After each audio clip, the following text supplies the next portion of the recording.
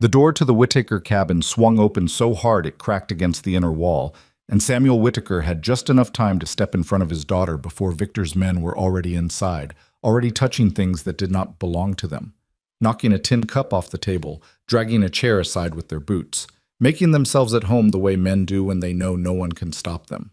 Victor himself stood in the doorway. He was not a large man. That was the thing people always got wrong about him afterward, when they tried to explain what he was. They expected someone built like a threat. But Victor Crow was lean and composed, with the kind of stillness that cost him nothing, because he had never once in his life been afraid of what came next. He looked around the cabin the way a man looks at something he already owns. "Samuel," he said, his voice was almost gentle. "You've made this very complicated."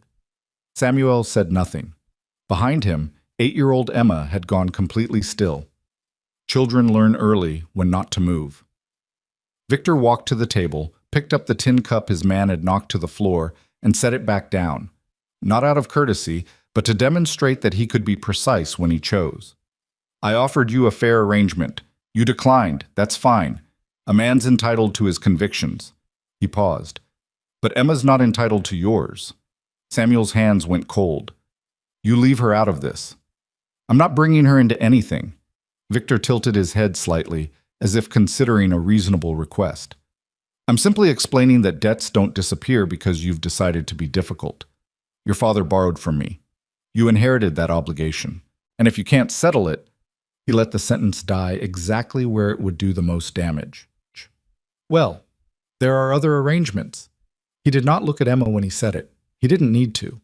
If you've ever wondered what it would feel like to stand in a room where a man is threatening your child without ever saying a single word that could be repeated in court, this story is about that moment, and about the one person who eventually refused to let it stand. Before we go any further, if you believe some promises are worth keeping no matter the cost, hit that subscribe button and stay with this story all the way through. We put out new stories every week, and you won't want to miss what comes next. Drop a like, and tell us in the comments what city or country you're watching from. I want to see how far this story has traveled. Now let's go back to Black Hollow, the winter of 1884, and the little girl sitting alone in the snow. The cold that settled over Black Hollow in the winter of 1884 was the kind that got inside a building even when the doors were shut and the fire was burning.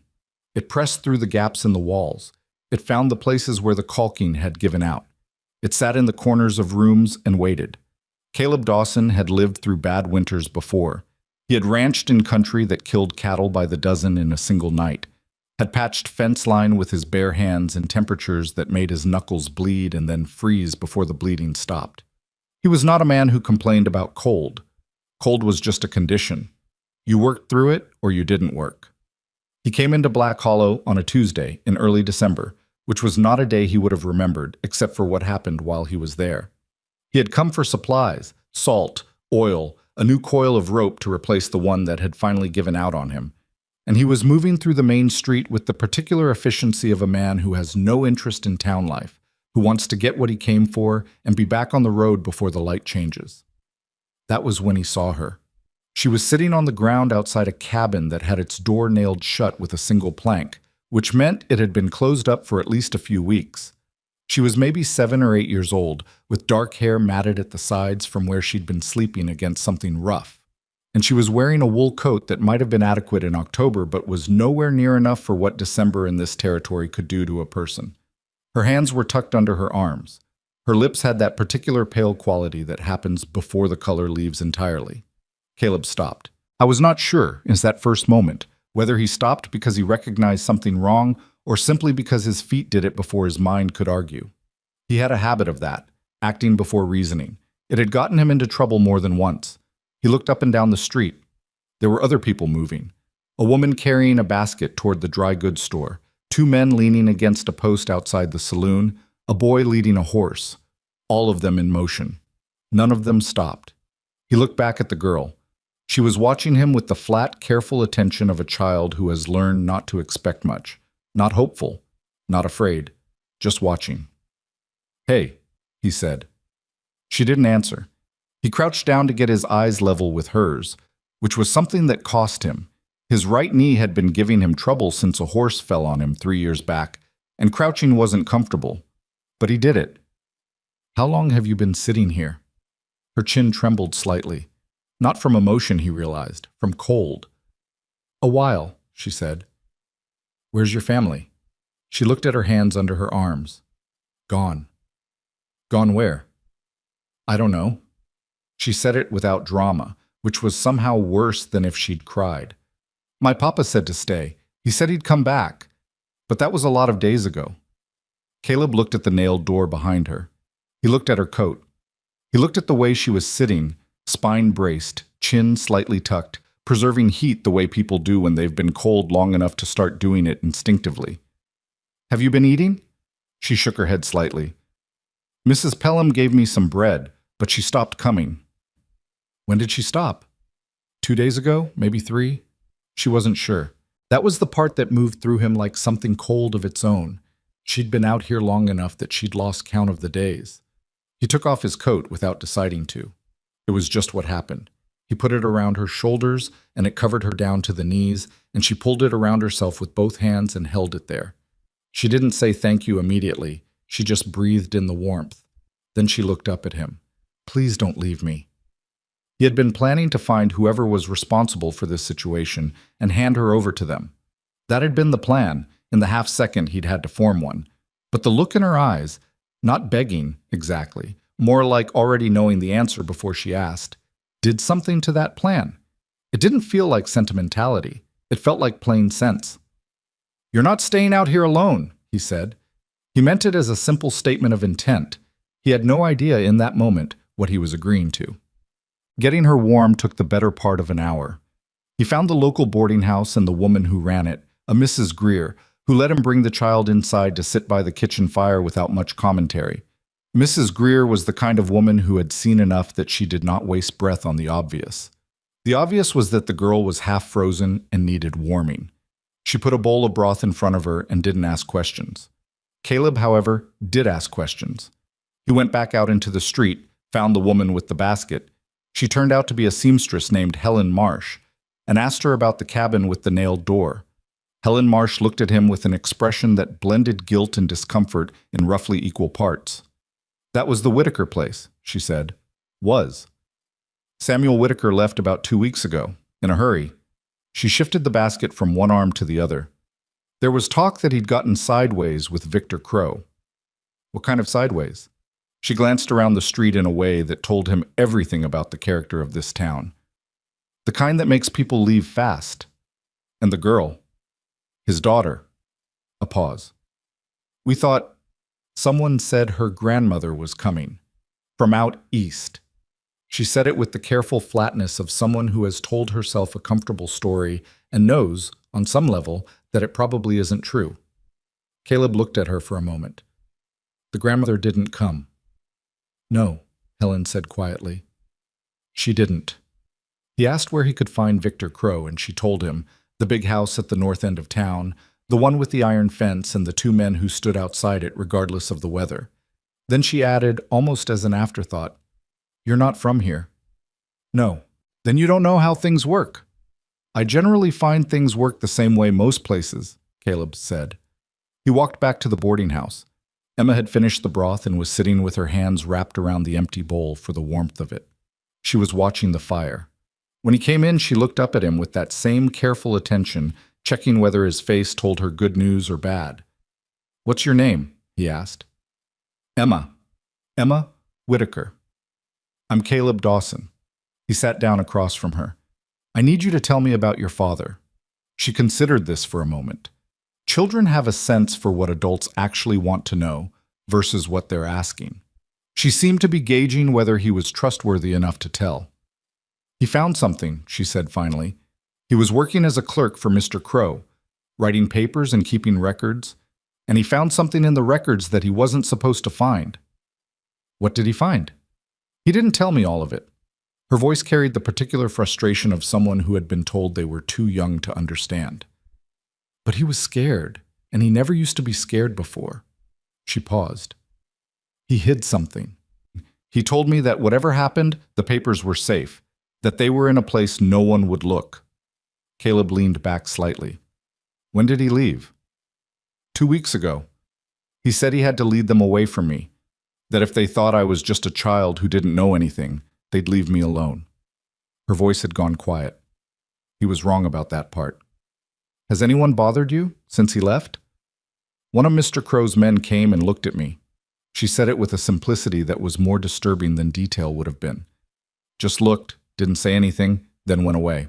Caleb understood that. It was a message of a specific kind. A reminder that the child could be found whenever they wanted her, that she wasn't invisible, that her safety was conditional. You've been out here 2 weeks, he said. It came out flatter than he intended. Mrs. Pelham helped at first. Emma pulled his coat tighter around herself. It was still on her shoulders. But then she stopped. He thought about Mrs. Pelham, whoever she was, someone who had helped and then been persuaded or frightened into stopping. All right, he said, you're coming with me. Emma looked at him with that steady, measuring gaze. Where? My ranch. About 8 miles north. He paused. It's not much. It's just me out there. But it's warm, and there's food, and nobody's going to stand outside the door looking at you. She was quiet for a moment. Then, what about my papa? We'll figure that out. He didn't say we'll find him. He had no way of knowing yet what there was to find. He had learned, over enough years, that promising a thing before you know whether it's possible was just a different kind of cruelty. One thing at a time. He did not leave immediately. He was not going to walk an 8-year-old child 8 miles across frozen ground in the afternoon light with no plan and no preparation. That kind of thinking killed people out here. He got Emma a room at the boarding house for the night, paid Mrs. Greer for it, and then did the thing he had been putting off. He went to see Victor Crow. The man was in his front room when Caleb arrived, which meant the men at the gate had either recognized Caleb as harmless or had been told to let visitors through to see what they wanted. Caleb suspected the latter. Victor Crow, from everything he'd gathered in 2 hours, was the kind of man who liked to see threats directly rather than have them managed at the door. The room itself was warmer than anywhere else in Black Hollow, and better furnished. There was an actual rug. Caleb noticed that because the rougher parts of his mind cataloged the difference between men who had built their comfort on other people's discomfort and men who had simply worked for what they owned. The rug bothered him more than the armed men outside. Victor was seated at a desk. He looked up when Caleb came in. You don't know me, Caleb said. I just arrived today. I found the Whitaker girl outside the old cabin. She's been there 2 weeks. Victor's expression did not change significantly. I'm aware of her situation. It's a sad thing, a father who runs off and leaves his child. He didn't run off. You ran him off. A slight pause. Victor looked at him with the calm of someone doing a rapid assessment. I don't know who you are or what you've been told. I'm nobody, Caleb said. I'm a rancher. I don't have a stake in your business or this town. But I'm taking the girl to my ranch until someone who belongs to her comes for her, and I'm telling you that directly so there's no misunderstanding. Victor tilted his head. Taking her to your ranch. That's right. On what authority? Human decency, Caleb said. She was freezing to death outside a nailed-shut door. She's 8 years old. The silence in the room was the kind that comes from a man calculating something. Caleb could see it. The slight stillness that meant Victor was deciding whether this person in front of him was useful, ignorable, or a problem.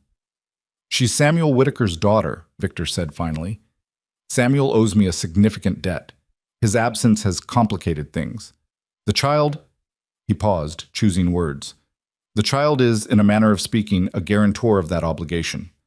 Caleb looked at him for a long moment. She's 8 years old, he said again. Quieter this time.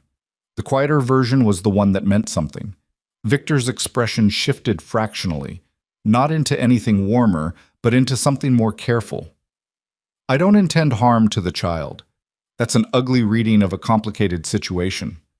Then you won't object to her being somewhere warm and fed while you sort out your complicated situation. Another pause. Bring her back when her father surfaces.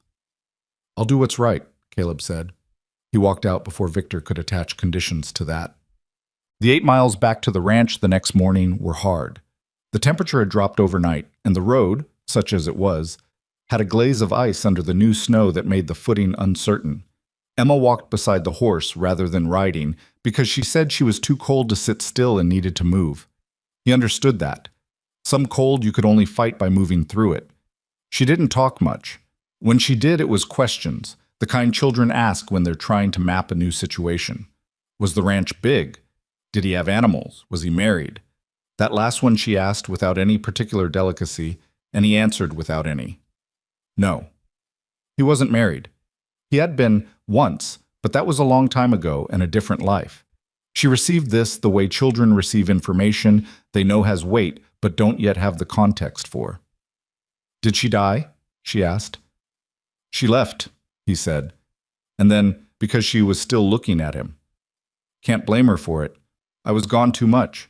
Ranching's a hard life for someone who wants a partner there. Emma thought about this for a few steps. Did it make you sad? For a while. Are you still sad? He thought about how to answer that honestly. Less than I was. More than I probably admit. She nodded, like that made sense. The ranch appeared through the tree line as the light was going gray and heavy. A low-roofed house, a barn, 2 smaller outbuildings, all of it functional rather than beautiful. Emma looked at it in silence. Then, "It's not much," she said. Not cruelly, just observing. "I said that yesterday," Caleb reminded her. "You were right." But she said it with something almost like comfort, as if she had been afraid of being somewhere intimidating. This was the opposite of intimidating. This was just a place where someone lived and worked. They went inside. He got the fire going. She explored the 2 rooms with the methodical attention of a child in a new space, touching nothing, looking at everything. The tools hanging on the wall, the single shelf of books, the window that looked out toward the barn. When she came back, she stood in the main room and said, "I'm going to help you while I'm here. I'm not going to just sit." "All right," he said. "I mean it." "I know." She looked around the room once more, as if she'd made a decision. Then she started pulling off the second of 2 coats she'd ended up with, his, which she'd been wearing since yesterday, and folded it with considerable care and set it on the table beside him. "Thank you," she said. "For the coat. For the road. For all of it, probably." She'd been holding that since the day before. Caleb looked at the coat, then at her. She was standing straight in a cabin that wasn't hers, in a situation that was not of her making, with a composure that had cost her something to maintain. He could see the cost of it around her eyes. She was a child. She was also, in some ways he couldn't quite articulate, one of the more self-possessed people he had met. "Get some sleep," he said. "Things look different in the morning." She went to the small room he'd indicated without argument. He heard her settle. He sat by the fire for a long time that night, thinking about the way Victor Crow had said the child is a guarantor of that obligation. Thinking about what a man does with a guarantor when the debt doesn't get paid. Thinking about Samuel Whitaker, somewhere out in that cold, leading people away from his daughter. He had told Emma they would figure it out. I was starting to understand that figuring it out was going to mean going directly into something he had no particular interest in being involved with. But he had said, "You're not staying out here alone," and he had meant it. He banked the fire before he went to bed. The cold pressed against the walls and waited. Outside, somewhere in the dark territory between Black Hollow and wherever Samuel Whitaker had gone, the winter held its breath. Caleb closed his eyes. He did not sleep well. He was already awake when the rider came. Caleb heard the horse before he saw it. That particular sound of hooves on frozen ground, irregular and fast. The rhythm of something driven rather than ridden with care. He had been at the barn since before sunrise, working through the morning, feeding by lantern light, and he stopped what he was doing and stood still in the doorway with the lantern in one hand and listened. The rider came through the tree line at the edge of his property and pulled up short when he saw the light. It was one of Victor Crow's men. Caleb had seen him yesterday outside the iron gate, a broad-shouldered man with a reddish beard who hadn't spoken but had watched. He was watching now from the back of a horse that was breathing hard from the ride. "Crow wants to talk to you," the man said. "Today." Caleb looked at him.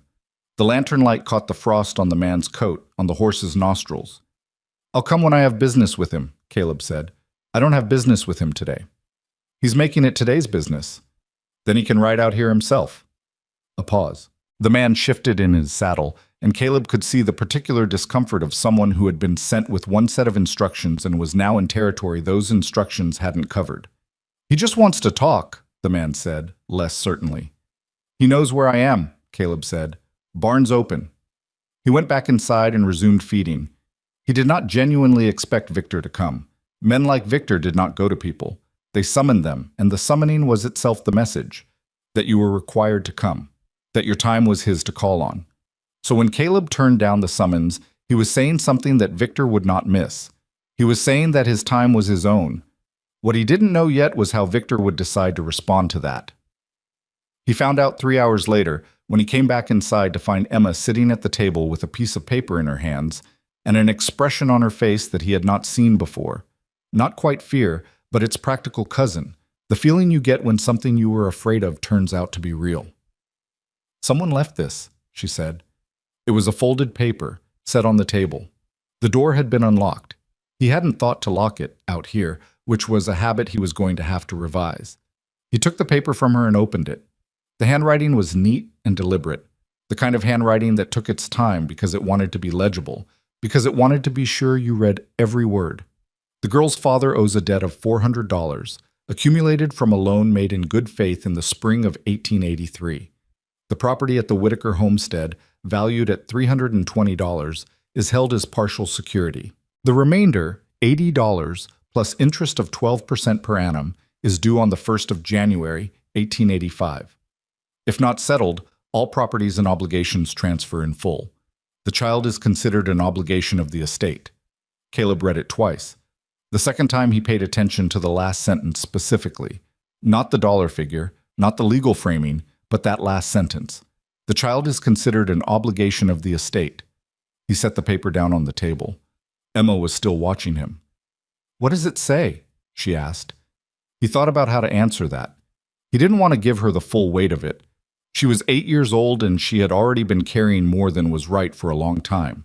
But he also was not going to lie to her, because she was smart enough to know when she was being managed, and being managed felt, to a child who had already been abandoned by one adult's calculations, worse than the truth. "It says your father owes Victor Crow money," he said. "And Crow is making a legal argument that the debt extends to your family's property."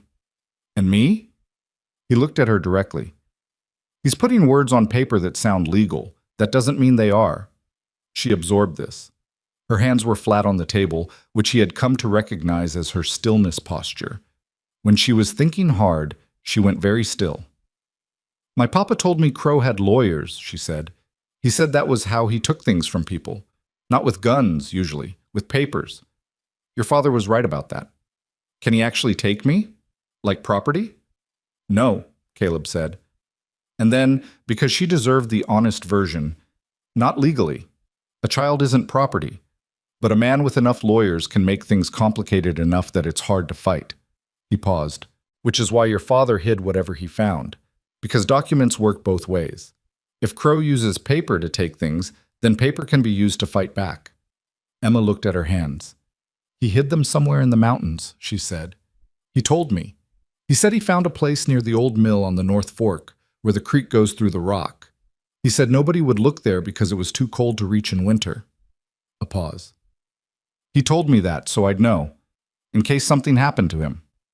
Caleb was quiet for a moment. She had been carrying this information the entire time, through 2 weeks of sitting in the cold outside a nailed-shut door, through the ride to the ranch, through everything. She had held it in, waiting to decide if he was someone worth giving it to. He felt the weight of that trust land on him like something physical. "You've been holding on to that for a while," he said. "Papa said only tell someone you trust completely." She looked up at him. "You stopped. Nobody else stopped." He didn't have an answer for that.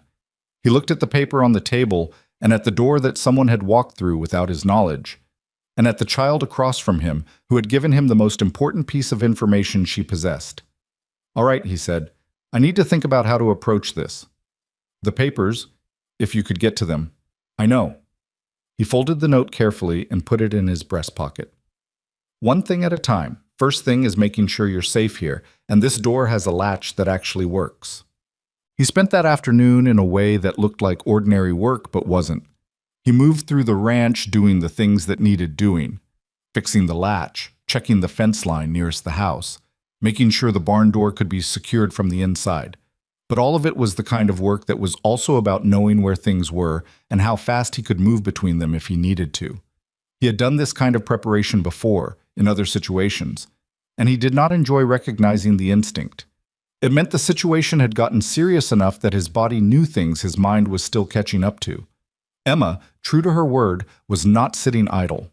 She had found the small pile of tasks he'd left unfinished inside and worked through them with a quiet competence that surprised him. She could build a fire from scratch. She knew how to store things properly. She had clearly been raised in a working household where children were expected to contribute. When he came back inside in the late afternoon, she had bread warming on the fire and had reorganized the shelf of provisions in a way that made considerably more sense than how he'd had it. "You didn't have to do all that," he said. "I told you I would." She handed him a piece of bread. "My mama taught me, before she got sick." She said it plainly, without the particular softness people put around the word sick when they meant something permanent. He recognized that plainness. It was what happened after you'd had enough time with a grief that you stopped dressing it up. "How long ago?" 2 years. She sat across from him. "It was just me and Papa after that. He's not bad at cooking, but he burns everything." A pause, and something crossed her face that was almost a smile but not quite, the kind of expression that comes from remembering something fond while also knowing it hurts. He burned the bread almost every morning and just ate it anyway and didn't say anything about it. Caleb found himself thinking about Samuel Whitaker in a different way then. Not as a man running from debt collectors, not as a source of documents that could neutralize Victor Crow, but as a father who burned his bread and ate it without complaint because he was doing his best in a kitchen he'd had to learn out of necessity. A man trying to hold a life together after it had cracked down the middle. "He sounds like someone worth finding," Caleb said. Emma nodded. She didn't say anything else. But the trouble came 2 days later, and it didn't come from the direction he'd expected. He had expected Victor Crow to send men. He had not expected Helen Marsh, the seamstress he'd spoken to in the street, to appear at his door on a gray Thursday morning with her basket over one arm and an expression that combined urgency and embarrassment in a way that told him she had something to say that she wasn't sure she should. "Come in," he said, because there was no reasonable alternative. She came in and stood just inside the door without taking off her coat, which meant she wasn't planning to stay. Emma was in the other room. Caleb didn't call her out. "I shouldn't be here," Helen said immediately. "But you are. Victor's been asking questions about you, about who you are and what you've done, and whether you have any connections to the law or the land office." She said it fast, like something she needed to get out before she changed her mind. "He has a man, Jericho Reed, who finds out things about people. Jericho came to my shop yesterday and asked me what you'd said to me when you arrived." "What did you tell him?" "The truth. That you were a stranger asking about the Whitaker cabin." She shifted the basket. "But he asked other things too. Whether you seemed like the type to push. Whether you had the look of someone who'd been through trouble before." Caleb waited. "I told him you seemed like a reasonable man who'd taken pity on a child and didn't seem to want complications." She met his eyes. "I don't know if that's still true." "It's still mostly true," he said. She almost smiled at that. Then she didn't. "Victor's moving on the Whitaker property. He's filed papers with the county, claim of debt, and abandonment. He'll have the title transferred within 30 days if nobody contests it." A pause. "And there are 3 other properties he's done this to in the past 2 years. Families that fell behind on debts, or that he found something to hold over them. They all left. Nobody contested." "Because nobody had anything to contest with," Caleb said. "Because nobody wanted to be the one to stand against him." She said it with the careful honesty of someone who knows they're in that category. "He's not cruel for pleasure. He wins. He always wins. And people here know it, so they don't try." Caleb leaned against the wall. "What made you come here today?" Helen was quiet for a moment. "The girl," she said. "I knew her mother. Margaret Whitaker was a good woman. She used to bring cloth for me to mend, and she'd always bring something for me too. Bread or preserves, something she'd made. She didn't have much, but she shared it." Another pause. "When Emma was sitting outside that cabin, I knew. Everyone knew, and nobody moved." "Including you," Caleb said. Not to be cruel about it, just because it was true. "Including me," she said, "and I've been ashamed of it every day since." She straightened slightly. "So I'm here now, for whatever that's worth." It was worth quite a bit, as it happened. He just didn't know yet exactly how much. After she left, he sat with what she'd told him and turned it in different directions the way you turn a problem to find where the handles are. Victor was moving fast. 30 days was not a long time, and contesting a debt claim with no documentation and a plaintiff who had legal resources and cooperative county officials was not a winning position. The only thing that could change that equation was what Samuel had hidden near the old mill on the North Fork. Whatever it was, documents significant enough that a man had run into the mountains in winter rather than let them fall into Victor's hands, which meant he needed to get to the North Fork. In December, with a snowpack that had been building since October and no certainty about whether the frozen creek through the rock would be passable on foot, he had done more sensible things in his life. He started preparing the next morning. Supplies, the right boots, ropes, enough food for 3 days because if he got stuck in the terrain for more than that, he had other problems. Emma watched him pack with the careful attention of a child running calculations. "I want to come," she said. "No. I know where it is more than you do. Papa described it to me. You're 8. Almost 9. She said it with the particular dignity of someone for whom the distinction matters. "And I've been in those hills with Papa before. He took me in the spring to the mill. I know the creek." Caleb looked at her. He was looking for the pragmatic argument against it, which was easy enough. She was small, the terrain was rough, the cold was serious, but she was also right that she had more information than he did, and finding something hidden in mountain terrain in winter, based on a second-hand description, was not a reliable method. "If I take you," he said, "and something goes wrong with the weather or the ground, you do what I say, without argument, immediately. No explaining, no negotiating." "Yes," she said, "and you tell me everything you remember about what he described. All of it. Before we leave, not while we're on the trail." "The creek comes out from between 2 big rocks, like a doorway," she said, which meant she'd already been organizing this information and was ready to give it.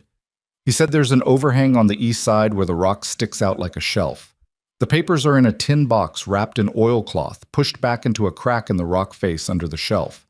He said even if the creek freezes, the shelf keeps the crack dry. Caleb thought about that. "How far up?" "Maybe 2 miles past where the road ends." He thought for another moment. He wasn't going to feel good about this, no matter how long he thought about it. That was just the truth of it. "Get your boots," he said. They left before the town was moving, which was intentional. The road north held good footing for the first hour, then thinned into a trail that was identifiable mainly by the fact that the trees on either side were denser than the middle. Emma walked steadily and without complaint, which he watched for because children who were cold and tired often didn't say so until they were past the point where it was easy to correct. She seemed to understand the terrain the way people do when they've spent real time in it, choosing her footing instinctively, going around the places that looked uncertain rather than testing them. They didn't talk much. The kind of cold they were walking in didn't encourage conversation. But after about 40 minutes, she said, "You ever been scared of something and done it anyway?" "Most things that matter involve that," he said. "Papa was scared when he left. I could see it." Her breath made small clouds in the air in front of her. He tried to look like he wasn't, but he was terrible at pretending. "Smart man," Caleb said. "Being scared of the right things is how you survive them." "Is that what you do?" "Try to." He stepped over a frozen root. "Doesn't always work." She absorbed that. "What are you scared of now?" He thought about how to answer honestly without being reckless with it. "Not getting there in time," he said. "Victor moving faster than I expect. Making a mistake that costs you something." She looked at him sideways.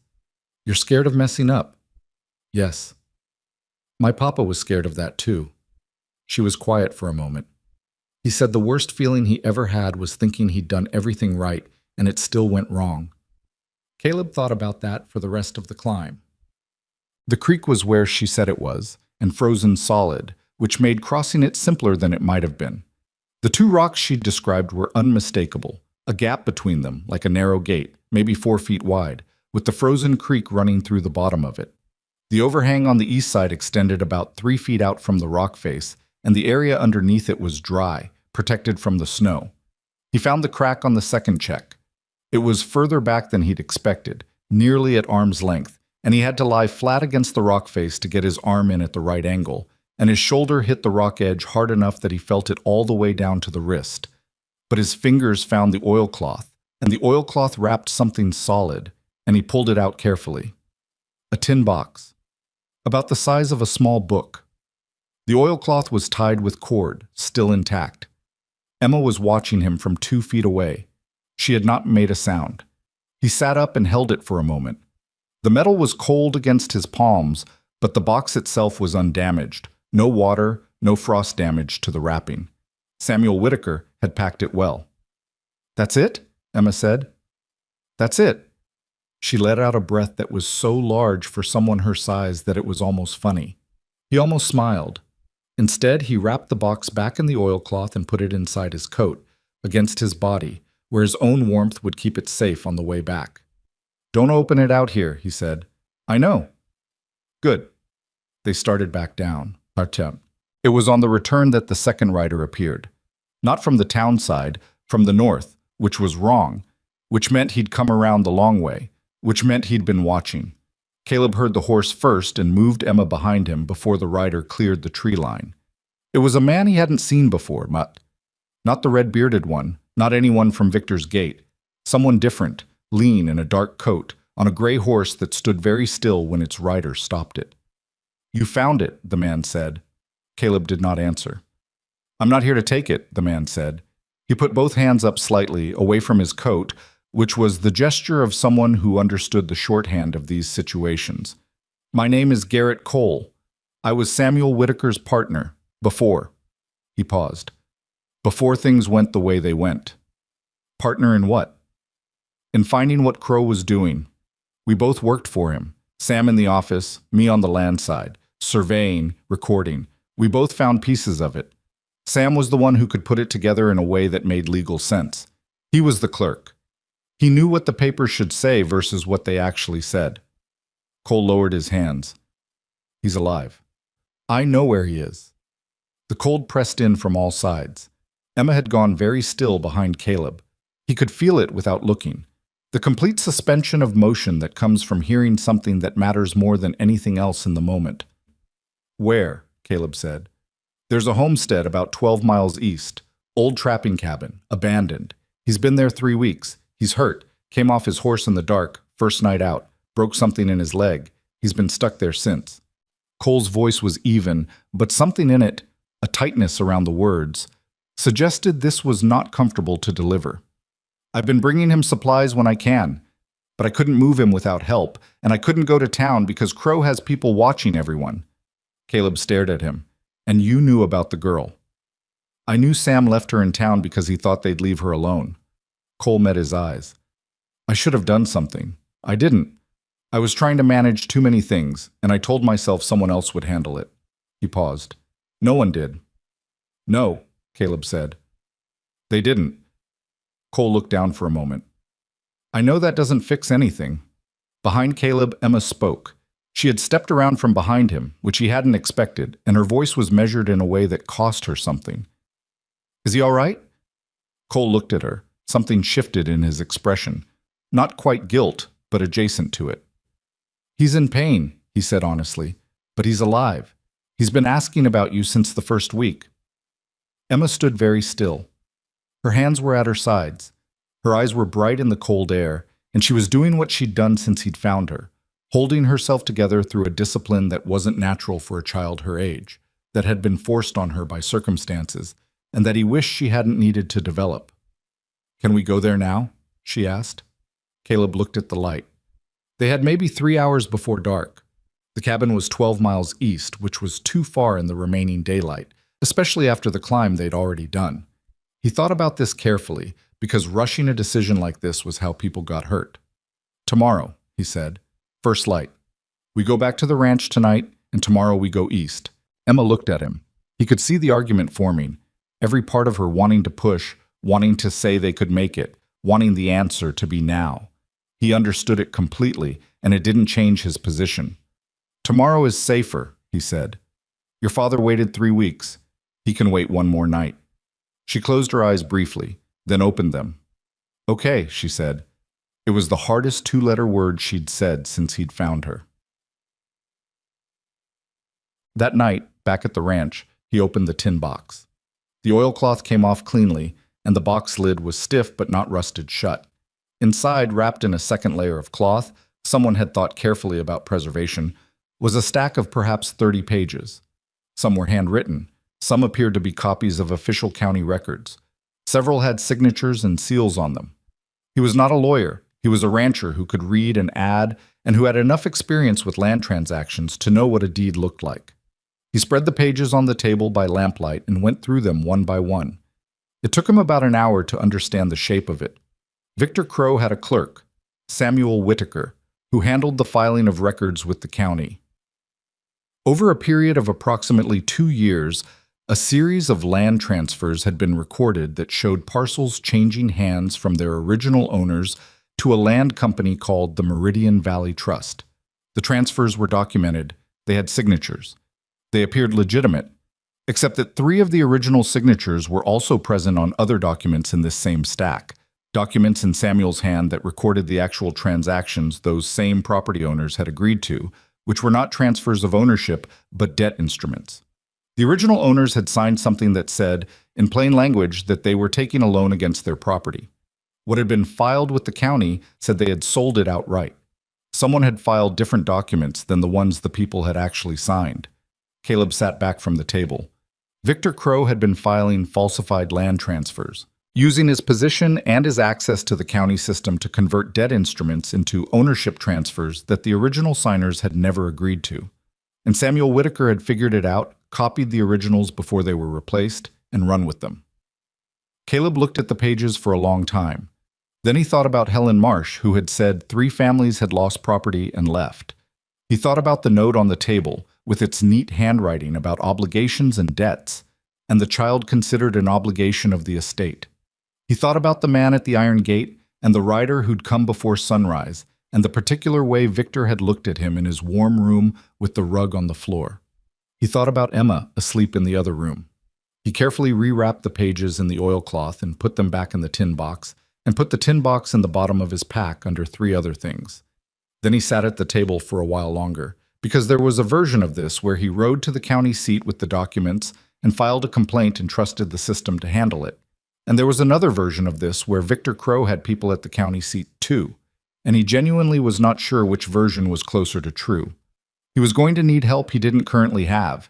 He was going to need someone who knew the law and who Victor hadn't gotten to yet. And he was going to need to find Samuel, get him stable enough to speak for himself, and do all of this before the 30-day window closed on the property and before Victor figured out that the documents his clerk had taken were no longer where he thought they were. Outside, the wind came up. It moved through the gaps in the walls, found the corners, and settled there to wait out the night. Caleb listened to it. He had said one thing at a time. There were too many things now. He started with the one he could control, getting to Samuel Whitaker at first light, with his daughter, before Victor Crow had any reason to guess what was in the pack at the foot of Caleb's bed. He was up an hour before first light, which gave him time to think about all the ways this could go wrong before Emma woke, and he had to look like someone who had a plan. Garrett Cole had said 12 miles east.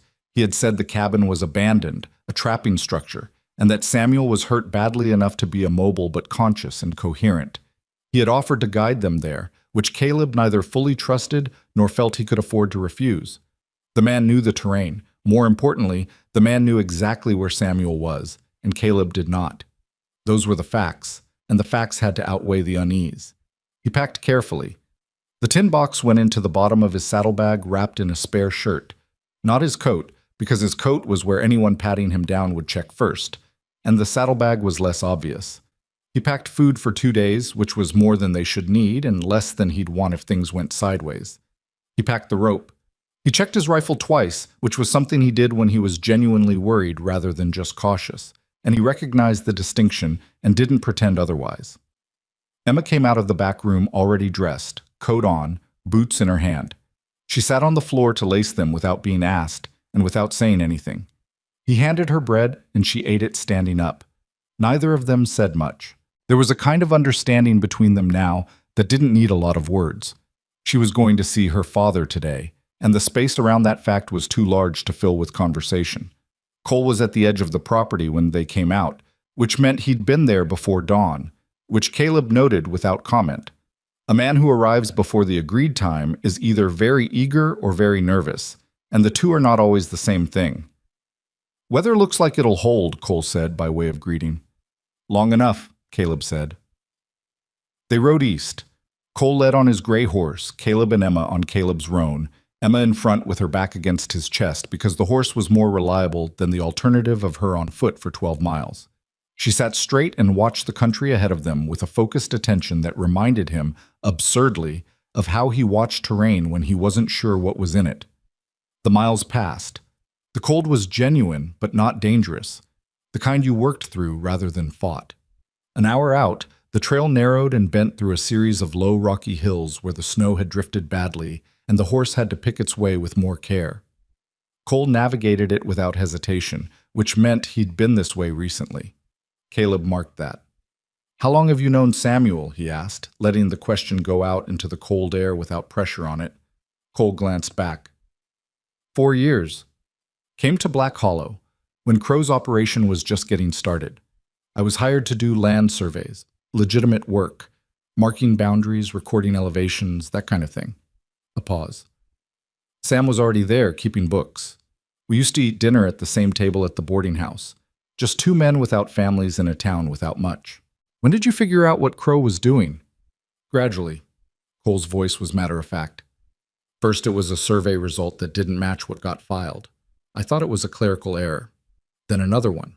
Then Sam came to me one evening and showed me something in the records and asked me to look at my field notes from a specific date. He went quiet for a few strides of the horse. The field notes said one thing. The official county record said something different. Sam had the original and the filed version side by side. And Crow had been using you to produce the original survey that he then falsified. Yes, neither of us was doing anything wrong on our own. That was the cleverness of it. Cole said it without admiration, just recognition. He kept the pieces separate. I surveyed. Sam recorded. Neither of us saw the whole until we put it together. Caleb thought about that. A man who constructed his crimes from innocent components was a particular kind of careful. It meant he had planned for the possibility of exposure, had insulated himself by making sure no single person could see the whole picture until it was too late to do much about it. Except that Sam and Cole had found each other and compared notes. Why didn't you both run when you figured it out? Cole was quiet long enough that Caleb wondered if he was going to answer. Then, Sam wanted to. I said we should get more first.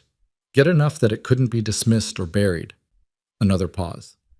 I was wrong about the timing. We waited too long, and Victor found out we were looking. He found out how? I don't know. Someone in the office, maybe. Or Victor is simply the kind of man who watches everyone around him constantly and doesn't need a specific informant. He just notices things. Cole's voice had a particular flatness to it. One night there were men outside both our doors. Sam moved faster than me. He had Emma. He had to. And you? I got out the back of the boarding house and into the tree line. A beat. I've been living rough since, moving between places, bringing Sam supplies when I can get them without being followed. Emma had been listening to all of this without turning around. Caleb felt the slight tension in her shoulders. The way she was holding herself against the motion of the horse, taking in the story of her father's last 3 weeks in the voice of a stranger. He talks about her, Cole said suddenly. He wasn't looking back when he said it. Every time I've gone to him, first thing he asks about, last thing he says. Emma said nothing, but her shoulders changed. They found the cabin at mid-morning, which was later than Caleb had hoped because the last 2 miles had required dismounting and leading the horse through a section where the trail had been obliterated entirely by a fallen tree and the subsequent windbreak of snow. It was not a comfortable stretch. Emma had made no complaint. Cole had cut through the windbreak with an efficiency that confirmed he'd done it recently. The cabin was small, a single room built against a rock face that served as one wall, with rough timber for the others. There was a stovepipe coming through the roof and a thin thread of smoke from it. The sight of the smoke made Emma stop walking. She stood for a moment looking at it. Then she started moving faster. Caleb let her go ahead. He hung back with Cole and watched the tree line for a moment, habit, before following. Nothing moved. The birds in the near trees had settled again after the disturbance of their arrival, which was usually a good sign. The door of the cabin opened from inside before Emma reached it. Samuel Whitaker was not what Caleb had been picturing. He was younger than he'd expected, mid-30s, with dark hair that Emma had inherited, and a face that was gaunt from 3 weeks of difficult living but lit. In the moment the door opened and he saw his daughter standing in the snow, with something so unguarded and overwhelming that it was almost uncomfortable to witness. He had a rough crutch made of a forked branch, which was holding most of his weight on the left side. His right leg was splinted with what appeared to be 2 pieces of plankboard wrapped in strips of cloth. Emma crossed the last 10 feet, something approaching a run. Samuel caught her with one arm and held on. The crutch wobbled, but held. He pressed his face against the top of her head, and for a moment neither of them said anything at all. And the cold and the smoke and the timber walls of the cabin and the 2 men standing back from the door were all entirely irrelevant to what was happening between those 2 people. Caleb looked away. Not because it was not his business. He'd made it his business the moment he crouched down in the snow of Black Hollow, but because some moments belong entirely to the people inside them. Cole cleared his throat quietly beside him. "Good," he said. Just that one word. He said it like a man paying a debt. Inside the cabin was warmer than outside, but not warm. The stove was small and the wood supply was running low. Caleb could see that immediately and made a mental note about it. Samuel was sitting on the single bunk with Emma beside him, her hands holding both of his, her face turned up toward him with an expression that was trying to do too many things at once. He was looking at her the way a man looks at something he was afraid he'd never see again. "You found someone good," Samuel said to her, with a glance at Caleb.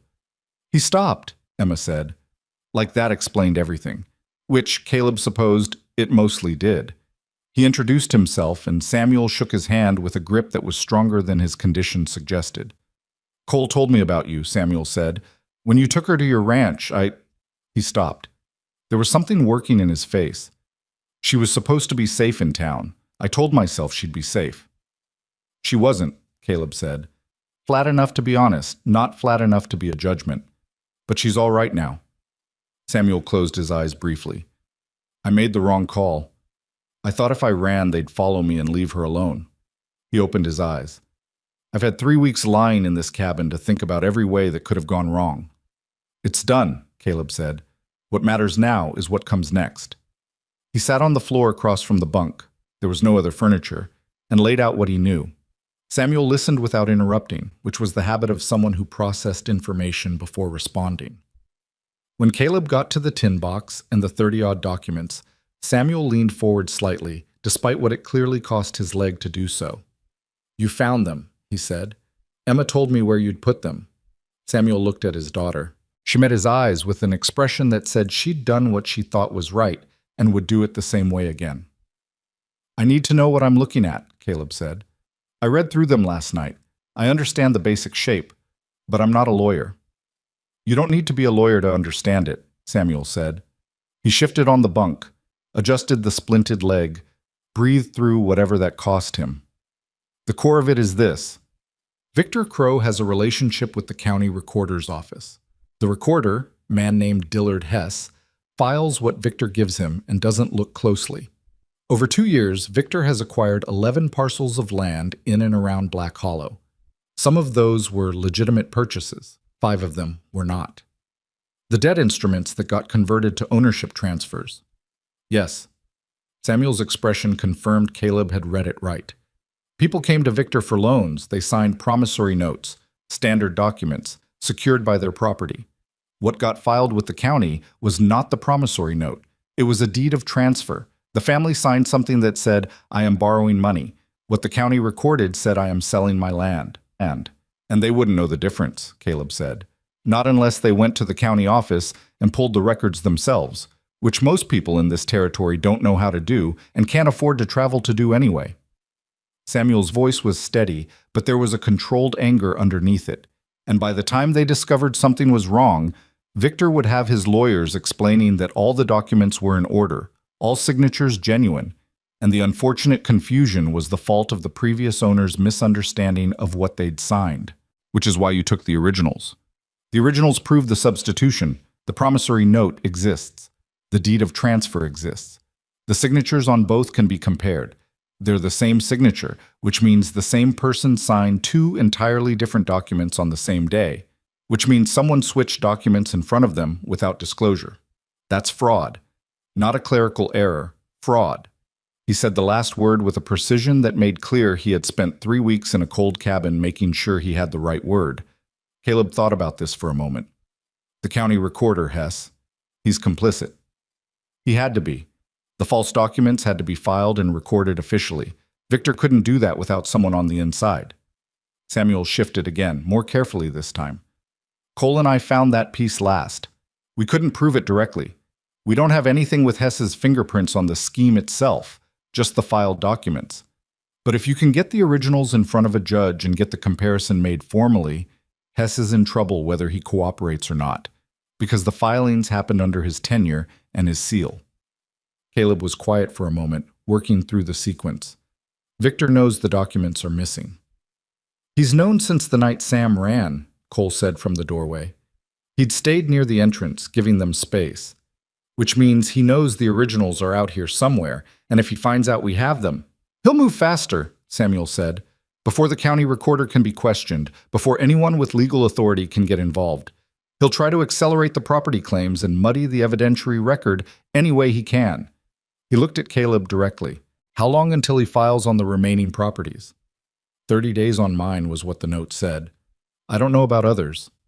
Helen Marsh mentioned 2 other families, Cole said. The Dobbs and the Fennery family. They're both still in Black Hollow. Samuel's face tightened. They haven't left yet? No, they're waiting, hoping it resolves itself. Caleb looked at the room, the small stove, the low wood, the forked branch crutch leaning against the bunk. The man with a broken leg and his daughter, and the 2 of them trying to build a legal case against a man with lawyers and a county official in his pocket and armed riders at his disposal. We need to get you out of here, Caleb said to Samuel. Back to the ranch. You can't do anything useful from a trapping cabin. My leg. I know about your leg. We'll manage it. He glanced at Cole. You can help carry? Yes. All right. He stood up. We'll take today to stabilize the situation here and move tomorrow. I don't want to move him in the dark or late in the afternoon in this cold. We get him fed, we get more wood on the fire tonight, and we move at first light. He looked at Emma. You all right with that? She had not let go of her father's hand. Yes, she said. She said it like someone who understood that being all right with it was what the situation required and was going to do that, even though every part of her wanted to stay in this cabin for the rest of the day, just breathing the same air as her father. That night was the longest of the 3. Not because anything went wrong. Nothing went wrong. Samuel ate, which Cole said was more than usual, and they got the wood situation sorted, and the cabin held enough warmth that everyone could sleep. Emma fell asleep against her father's side within an hour of dark. Samuel stayed awake longer. Caleb, who had taken the floor near the door with his coat over him, was awake and heard the moment when Samuel's breathing changed and he said quietly into the dark, She didn't cry, not once. Caleb opened his eyes. The stove light was low, casting just enough to see by. No, he said. She didn't. She gets that from her mother. Samuel's voice was careful. Margaret had that quality. You'd expect her to break, and she just didn't. She held things together, and then later, when it was safe, she'd let it out. He was quiet for a moment. I don't know if that's a strength or a cost. Both, Caleb said. Samuel accepted that. I left her. He said it without protective framing. I knew it was the wrong call the moment I was out of town. I told myself it was tactical, that it was the best option available. His voice dropped lower, careful not to wake Emma. But I left her sitting alone in a town full of people who wouldn't help because of one man's grip on them, and I was afraid and I ran. You ran to protect the documents, Caleb said. Don't make it cleaner than it was. He said it firmly, and Caleb respected that. I ran because I was afraid. The documents were a justification. Both things were true. A pause. I've been lying here 3 weeks deciding to be honest about that. Caleb was quiet for a moment. You came back. I didn't come back. I was stuck with a broken leg. You'd have come back. Samuel was silent for long enough that the silence itself was an answer of some kind. Not quite yes, not quite the shape of a man who had already decided the other way. Just the honest uncertainty of someone who didn't know what he'd have done if the choice had been his to make. I don't know, he finally said. Caleb found that more credible than a confident answer would have been. The return to the ranch took the better part of a day. Moving Samuel was not simple. His right leg had been set as well as Cole could manage with no medical training and the materials available, which meant it was braced rather than properly immobilized, and every significant jolt sent pain through him that he controlled with a discipline that Caleb recognized as the discipline of someone who has been living with it long enough to develop technique. He made no unnecessary sound. When the horse had to navigate a rough section, he gripped the pommel with both hands and said nothing. Cole rode on one side, Caleb on the other. Emma rode behind her father with her arms around him, which was technically to keep him stable and practically about something else entirely, and neither of the men said anything about it. They reached the ranch as the light was going gray. Caleb got Samuel inside and onto the cot he'd set up, and then went out to deal with the horses and the equipment, because that work was there, and it needed doing, and it gave Samuel and Emma some time that was theirs. Cole helped with the horses. When the barn work was done, he stood outside in the cold with his hands in his coat pockets and looked toward the house with an expression that was hard to read. "You staying the night?" Caleb asked. "If that's all right. There's not much room." "Floor's fine." Caleb looked at him. "You feel responsible for this." It wasn't a question, and Cole didn't treat it like one. "We were going to go together," he said. "Sam and I. We had a plan. I was supposed to meet him at the cabin with the documents, and we were going to ride to the county seat together." He looked at his hands. "I got delayed. Crow's men were watching my boarding room. By the time I got clear, Sam was already gone." He paused. "I found out 2 weeks later that Emma was in town. Still there." "You've said that already," Caleb said. "Because I keep saying it, and it keeps being what happened." Caleb thought about all the people who had walked past Emma sitting in the snow. Helen Marsh and her basket and her complicated guilt. Mrs. Pelham, who had helped and then stopped. The men outside the saloon, the seamstress and the boarding house, and the whole quiet town that had let Victor Crow's shadow be large enough to make everyone small. "You're here now," Caleb said. He didn't say it warmly, exactly. He said it the way you say the thing that's actually true. He gave it one day before he went back to town.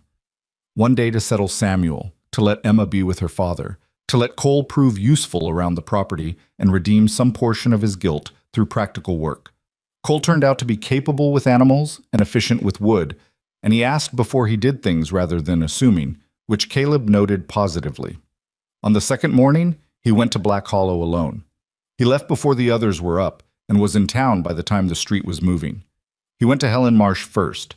She opened her shop door and looked at him, and looked behind him to confirm he was alone, and then opened the door wider.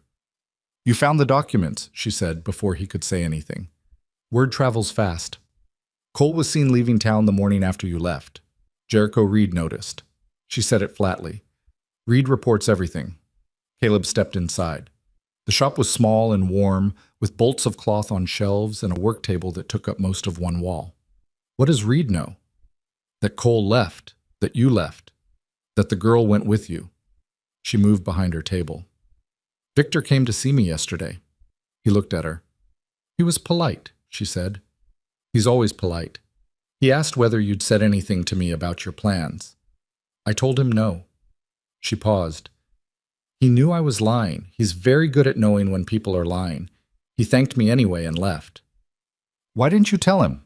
She picked up a piece of cloth and folded it for something to do with her hands. "Because I've been telling myself the comfortable story for 2 years. About how things work here. About how you can't fight Victor Crow. About how sensible people accept the way things are." She set the cloth down. "You walked into this town 4 days ago, and you picked up a child who'd been sitting in the snow for 2 weeks, and you didn't know her, and you had no reason to, and you did it anyway." She looked at him steadily. "Some of us have been here the whole time." He thought about pushing on that. He decided not to. She knew exactly what she was saying. "I need 2 things from you," he said. "Go ahead." "I need to know whether there's anyone in this county with legal standing who isn't connected to Victor Crow. A lawyer, a judge, anyone with authority who could receive these documents and do something with them." Helen thought for a moment. "There's a circuit court judge who comes through every 8 weeks, Judge Arthur Pryor. He was last here 6 weeks ago, which means he'll be back in approximately 2 weeks. She paused. "He's old. He's slow. But he's not Crow's. Victor tried to cultivate that relationship, and it didn't take. Pryor is not a man who can be cultivated. 2 weeks, Caleb said. Yes. Victor moves on the property in 30 days from the note. 2 weeks to the judge, and then whatever time a legal proceeding takes. He did the arithmetic. It was not comfortable arithmetic. What's the second thing you can tell me? You said you needed 2 things from me. The second thing I need to know is whether the Dobbs family and the Fennery family are still in Black Hollow. Helen's expression shifted. Yes. Why? Because they should see the documents. If Samuel Whitaker can show them what was done with their land, what was actually filed with the county versus what they signed, they become witnesses. Not just claimants, witnesses. Victor can bury one man's testimony. He can make it complicated to bury 3 families. Helen was still for a moment. You want them to come forward. I want them to have the choice. Whether they take it is theirs. He paused. But they can't make the choice if nobody tells them the choice exists. She looked at him for a long moment. Victor will know something is happening. He already suspects. I know. His men will watch the road. I know. You could take the documents and leave. Go to the county seat yourself. Find a lawyer there. File from outside his reach. She said it carefully. That would be the safe thing. Safe for me, Caleb said. She understood what he wasn't saying. The Dobbs and the Fennery families still in Black Hollow, still inside Victor's reach. Filing from the county seat might help with the legal case eventually, but it wouldn't help them before Victor found a way to pressure them into leaving the way the others had. 3 families' testimony was worth something. 3 more families run off before a judge arrived was worth less than nothing. I'll speak to them, Helen said. Both families. Tonight. She picked up the cloth again and put it down again. It would be better coming from me than from a stranger. It would, he agreed. He left her shop and walked the main street of Black Hollow with his hands in his pockets and his head down, not making eye contact, moving with the purposeless rhythm of a man who had come to town for supplies and nothing else. He felt the attention on him. Not overt, not the kind you could point to, but the particular quality of awareness that a town develops around something it knows is happening but hasn't named yet. He passed Victor Crow's iron gate without looking at it. One of the men outside watched him pass. Caleb felt it on his back. He got what he'd come for from the dry goods store and started back toward the ranch, and the whole ride back he turned the timeline in his head. 2 weeks to the judge, 30 days on the property. The Dobbs and the Fennery families making decisions tonight about whether they were willing to stand up for what had been done to them. Samuel with a broken leg in a ranch house 8 miles out of town, building the clearest possible account of what he'd found and how he'd found it. Cole carrying his guilt like something useful he could finally put to work. Helen Marsh, who had spent 2 years choosing the comfortable story and had finally decided she was tired of it. And Victor Crow in his warm room with the rug on the floor, doing his own arithmetic. The cold pressed down from the north. The horse moved steadily on the frozen road. Caleb rode with the tin box in his saddlebag and the particular tension of a man who has put something in motion that cannot now be stopped, only managed, and is honest enough with himself to know the difference between those 2 things. He rode. The road ahead was clear, and the sky above it was the flat white of a winter that wasn't finished yet. And somewhere behind him, the town of Black Hollow was waking up to the particular discomfort of knowing that something was about to be asked of it. Helen was as good as her word. 2 days after Caleb's visit to her shop, a message came to the ranch. Not written, because written things could be intercepted and read, but delivered by a boy of about 12 who appeared at the property line on a small brown pony and called out that he had something for the man who lived there. Caleb went out to meet him.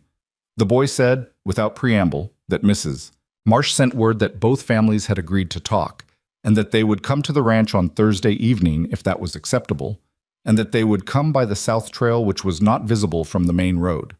Caleb told the boy to tell Mrs. Marsh that Thursday evening was acceptable. The boy turned the pony around and was gone before Caleb had walked back to the house. Inside, Samuel was sitting up on the cot with the documents spread around him in an order that made sense to him if not to anyone else, writing on 2 pieces of paper in a hand that was cramped from cold and from the angle he had to hold himself to avoid putting weight on the leg. He had been doing this every day since they'd arrived, organizing, annotating, building the written account of what he'd found and when and how, because he understood that the documents alone were evidence of what had been filed, but his testimony was evidence of how it had happened, and one without the other was weaker than both together.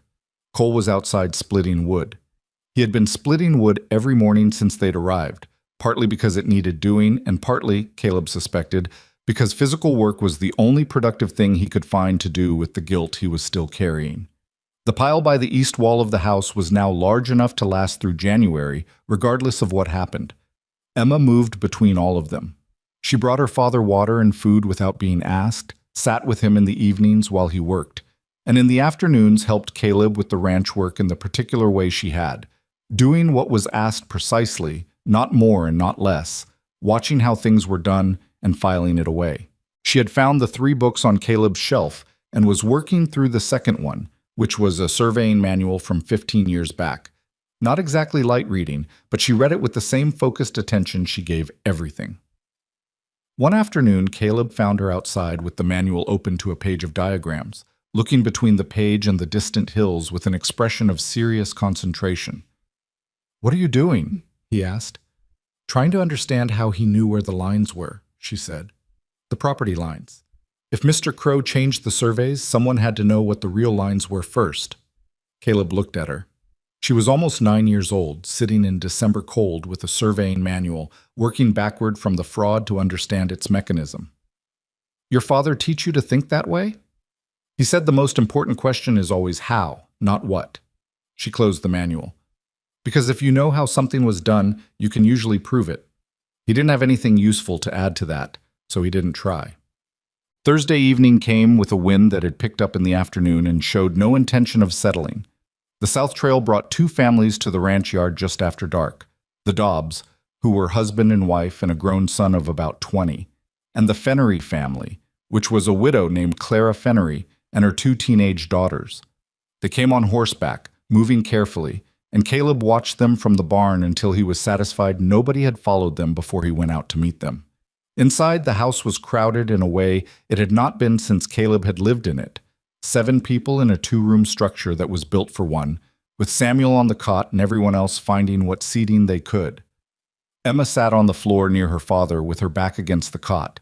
Cole stood near the door. Helen Marsh had come with the families and stood to one side, which told Caleb she had been the one to actually convince them rather than just deliver the message. Martin Dobbs was a broad man in his 50s with a weathered face and the particular expression of someone who has been waiting for something bad to happen for so long that the actual bad thing, when it arrives in the form of a conversation he'd been avoiding, is almost a relief. His wife Ruth sat beside him with her hands folded in her lap. Their son, whose name was Cal, which Caleb did not comment on, sat slightly apart with his arms crossed, which was the posture of someone who had come because his parents asked him to and was not yet convinced it was a good idea. Clara Fennery was different. She was perhaps 45, with the straight-backed composure of a woman who had been managing everything alone for long enough that she no longer thought about it. Her 2 daughters, 16 and 14, sat behind her and watched the room with alert, dark eyes. Samuel spoke first because it was his evidence and his account, and because he was the one who had seen it from the inside. He walked them through it the way he had walked Caleb through it, methodically, without drama, following the logic of what he'd found in the order that he'd found it. He spread the documents on a board laid across his lap and indicated specific pages when he referenced them. Martin Dobbs leaned forward when Samuel got to the portion about the promissory notes versus the filed transfers. His wife put her hand on his arm. He did not shake it off, but he went very still. "Show me," he said. Samuel showed him. He laid the promissory note, the original, in Dobbs's own signature, next to the county record that showed a deed of transfer, also bearing Dobbs's signature, dated the same day. He explained what the promissory note said, that Dobbs was borrowing $140 against his property at an interest rate of 10% per annum. He explained what the deed of transfer said, that Dobbs had sold the property outright to the Meridian Valley Trust for $140 consideration received. Martin Dobbs looked at the 2 documents for a long time. He was not a fast reader. His lips moved slightly, and he went back to the beginning of the deed of transfer twice. Then he looked up at Samuel. "I didn't sign that," he said. His voice was quiet and very level, which was more disturbing somehow than if he'd shouted. "No," Samuel said. "You signed the promissory note. The deed of transfer bears your signature because someone traced it or had a very good copy made." He paused. "It's close. Very close. But your authentic signature is slightly wider at the M than the copied one. I noticed it when I was processing the filings. I thought at first it was just a variation. People's signatures change slightly depending on the day, the pen, how tired they are. But then I saw the same discrepancy on 3 other filings, and I started looking more carefully." Clara Fennery had leaned forward without Caleb noticing when it had happened. She was looking at the documents with an expression that was not surprise, but something that had been waiting to be confirmed. "I knew something was wrong," she said quietly. "After Thomas died and I went to make sense of the finances, the payment schedule for the loan didn't match what I was told." She paused. "Victor's lawyer said I was misremembering the terms." "You weren't misremembering," Samuel said. She nodded once, just once. But the quality of that nod, the compressed weight of 2 years of being told she was wrong about her own memory, was not lost on anyone in the room. The young Dobbs' son, Cal, had uncrossed his arms at some point in the last 10 minutes. He was leaning forward now like everyone else. "So these documents prove what he did," he said. It wasn't quite a question. "These documents, combined with testimony from the people who signed the originals, yes," Samuel said. "Testimony that you signed a promissory note, not a deed of transfer, that you did not agree to sell your property, that the transfer filed with the county is a forgery." "And the judge," Caleb said. "Circuit Judge Arthur Pryor is due in Black Hollow in approximately 10 days. The room was quiet for a moment. Martin Dobbs looked at his wife. Ruth looked back at him with an expression that contained an entire conversation compressed into 3 seconds. Then she looked at Caleb. "What happens to us in the meantime?" It was the right question, and it was a harder answer than Caleb would have liked. "Victor will know something is happening," he said. "He may already. His man Reed watches everything. When he figures out that you've been here, that you've seen the documents, he'll apply pressure." "What kind of pressure?" Cal Dobbs said. "Whatever kind he thinks will work." Caleb didn't dress it up. "He's not a man who uses violence as a first tool. He uses legal pressure, social pressure, economic pressure. He may call in whatever debts you have with people in town and make life difficult. He may send his lawyers to remind you of obligations." He paused. "He may also simply wait and see if he thinks the situation is manageable." "And if he doesn't think it's manageable?" Clara Fennery asked. "Then the situation gets harder." She looked at him steadily. "You're not promising us anything." "No," Caleb said. "I'm not in a position to promise you anything except that the documents exist, that what was done to you was illegal, and that a judge with the authority to act on that is 10 days away." He let that sit. "What you decide to do with that is yours." Helen Marsh spoke from her place near the wall. "I want to say something." She said it without asking permission, which was new for her, or at least new in Caleb's observation of her. "I've lived in Black Hollow for 6 years. I've watched Victor Crow take from people, and I've told myself it wasn't my business, and there was nothing to be done. I told myself that right up until a stranger came to town and stopped for a child who'd been sitting in the snow for 2 weeks while everyone, including me, walked past her." She was not looking at Caleb when she said this. She was looking at Clara Fennery and Ruth Dobbs. "I'm not making this choice for you, but I'm making it for myself. I'm going to tell Judge Pryor what I know, which isn't the legal evidence, it's the community evidence. The pattern of behavior I've watched for 6 years, and I thought you should know that." She stopped. It was clearly more than she'd planned to say and possibly more than she was comfortable having said. The room was quiet again. Clara Fennery was the first to speak. "My daughters," she said. She glanced back at them. The 16-year-old, the 14-year-old, both watching their mother with an attention so complete it was almost painful. "If we do this, if we stand up in front of a judge and say what happened, what does that do to them?" Nobody answered immediately, because it was an honest question and the honest answer was uncertain. Emma spoke. She did it from her place on the floor near the cot, without standing up, and she said it quietly enough that people leaned in slightly to hear it. "I sat alone outside a nailed-up door for 2 weeks because everyone was afraid of one man," she said. "My papa was afraid too, and he made the best decision he could, and it was the wrong one. But nobody helped because they were afraid of what would happen to them. She looked at Clara Fennery's daughters, not with accusation, just with the particular directness of someone who had been on the other end of everyone's calculation and knew what it felt like from there. I'm not saying it's not scary. I know it is. But if nobody says anything, there'll be more children sitting in the snow. The room held that for a long moment. Clara Fennery looked at her daughters. The 16-year-old gave a small, deliberate nod. The 14-year-old looked frightened and nodded anyway. Clara turned back to face the room. "All right," she said, "we'll testify." Martin Dobbs looked at his son. Cal gave him the same kind of nod. Not confident, but decided. "Us too," Martin said. They stayed for another hour, going through the details of what testimony would be needed and in what form, and then they left the way they'd come, back down the South Trail, in small groups, at intervals, so that any watcher on the main road would not see a gathering departing. Helen went last.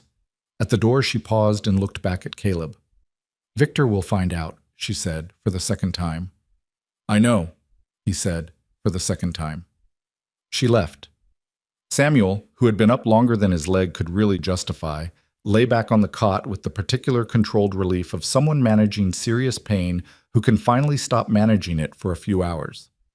Emma rearranged the documents back into their stack and wrapped them and put them in the tin box without being asked, and set the box where Samuel could see it from the cot. "You did well," Samuel said to her. "I just said what was true." "That's usually what doing well looks like," he said. She looked at him for a moment, weighing whether he was just being a father or actually meant it. She decided he meant it and went to sleep. Victor found out in 2 days. Caleb didn't know exactly how, whether Reed had followed someone from town, or whether someone in the two families had said something to the wrong person, or whether Victor simply had enough information about the general situation that he could construct a probable conclusion. It didn't matter how. What mattered was that on Saturday morning, 3 riders appeared on the road to the ranch, and they were not the casual presence of men passing through. They stopped at the edge of the property, and the one in the middle called out that he had a message from Victor Crow for Caleb Dawson. Caleb came out of the barn. Cole was behind him by about 10 feet, which was close enough to be useful and far enough not to escalate anything. Caleb walked to the property line and stopped. The rider in the middle was Jericho Reed. Up close, he was leaner than Caleb expected, with the kind of watchful stillness that comes from a professional habit of observation. He held an envelope. "Mr. Crow would like to resolve this matter privately," Reed said. He held out the envelope. Caleb took it and opened it there in the cold and read it. The letter was from Victor, in the same neat, deliberate handwriting as the note left on the table. It said, in formal and precise language, that Victor was aware that certain documents had come into Caleb's possession, that these documents were the property of the Meridian Valley Trust and had been removed without authorization, and that their return would result in all outstanding claims against the Whitaker property being withdrawn in full, the debt forgiven, and no further action taken. It also said, in language that was careful enough not to be a direct threat but impossible to misread, that continued possession of documents not belonging to him exposed Caleb to legal liability, and that those who had been speaking to him had their own outstanding obligations that could be called due at any time. He read it twice. Then he folded it back into the envelope. "Tell Mr. Crow I received his message," he said to Reed. "And your response?" "I don't have one yet." Reed's expression did not change noticeably. Mr. Crow would appreciate a timely response. "I'm sure he would." Caleb put the envelope in his coat pocket. "Anything else?" A pause. Reed looked past him toward the house with the careful, cataloging attention of a man noting what he sees. Then he looked back at Caleb. "Mr. Crow says to tell you that he holds no personal animosity, that he's a reasonable man who prefers reasonable solutions." "That's good to know." "No," Caleb said. Reed turned his horse. The other 2 riders turned with him, and they went back down the road the way they'd come, at a pace that was neither hurried nor slow. Caleb stood at the property line for a moment after they were gone. Cole came up beside him. "What did it say?" Caleb gave him the envelope.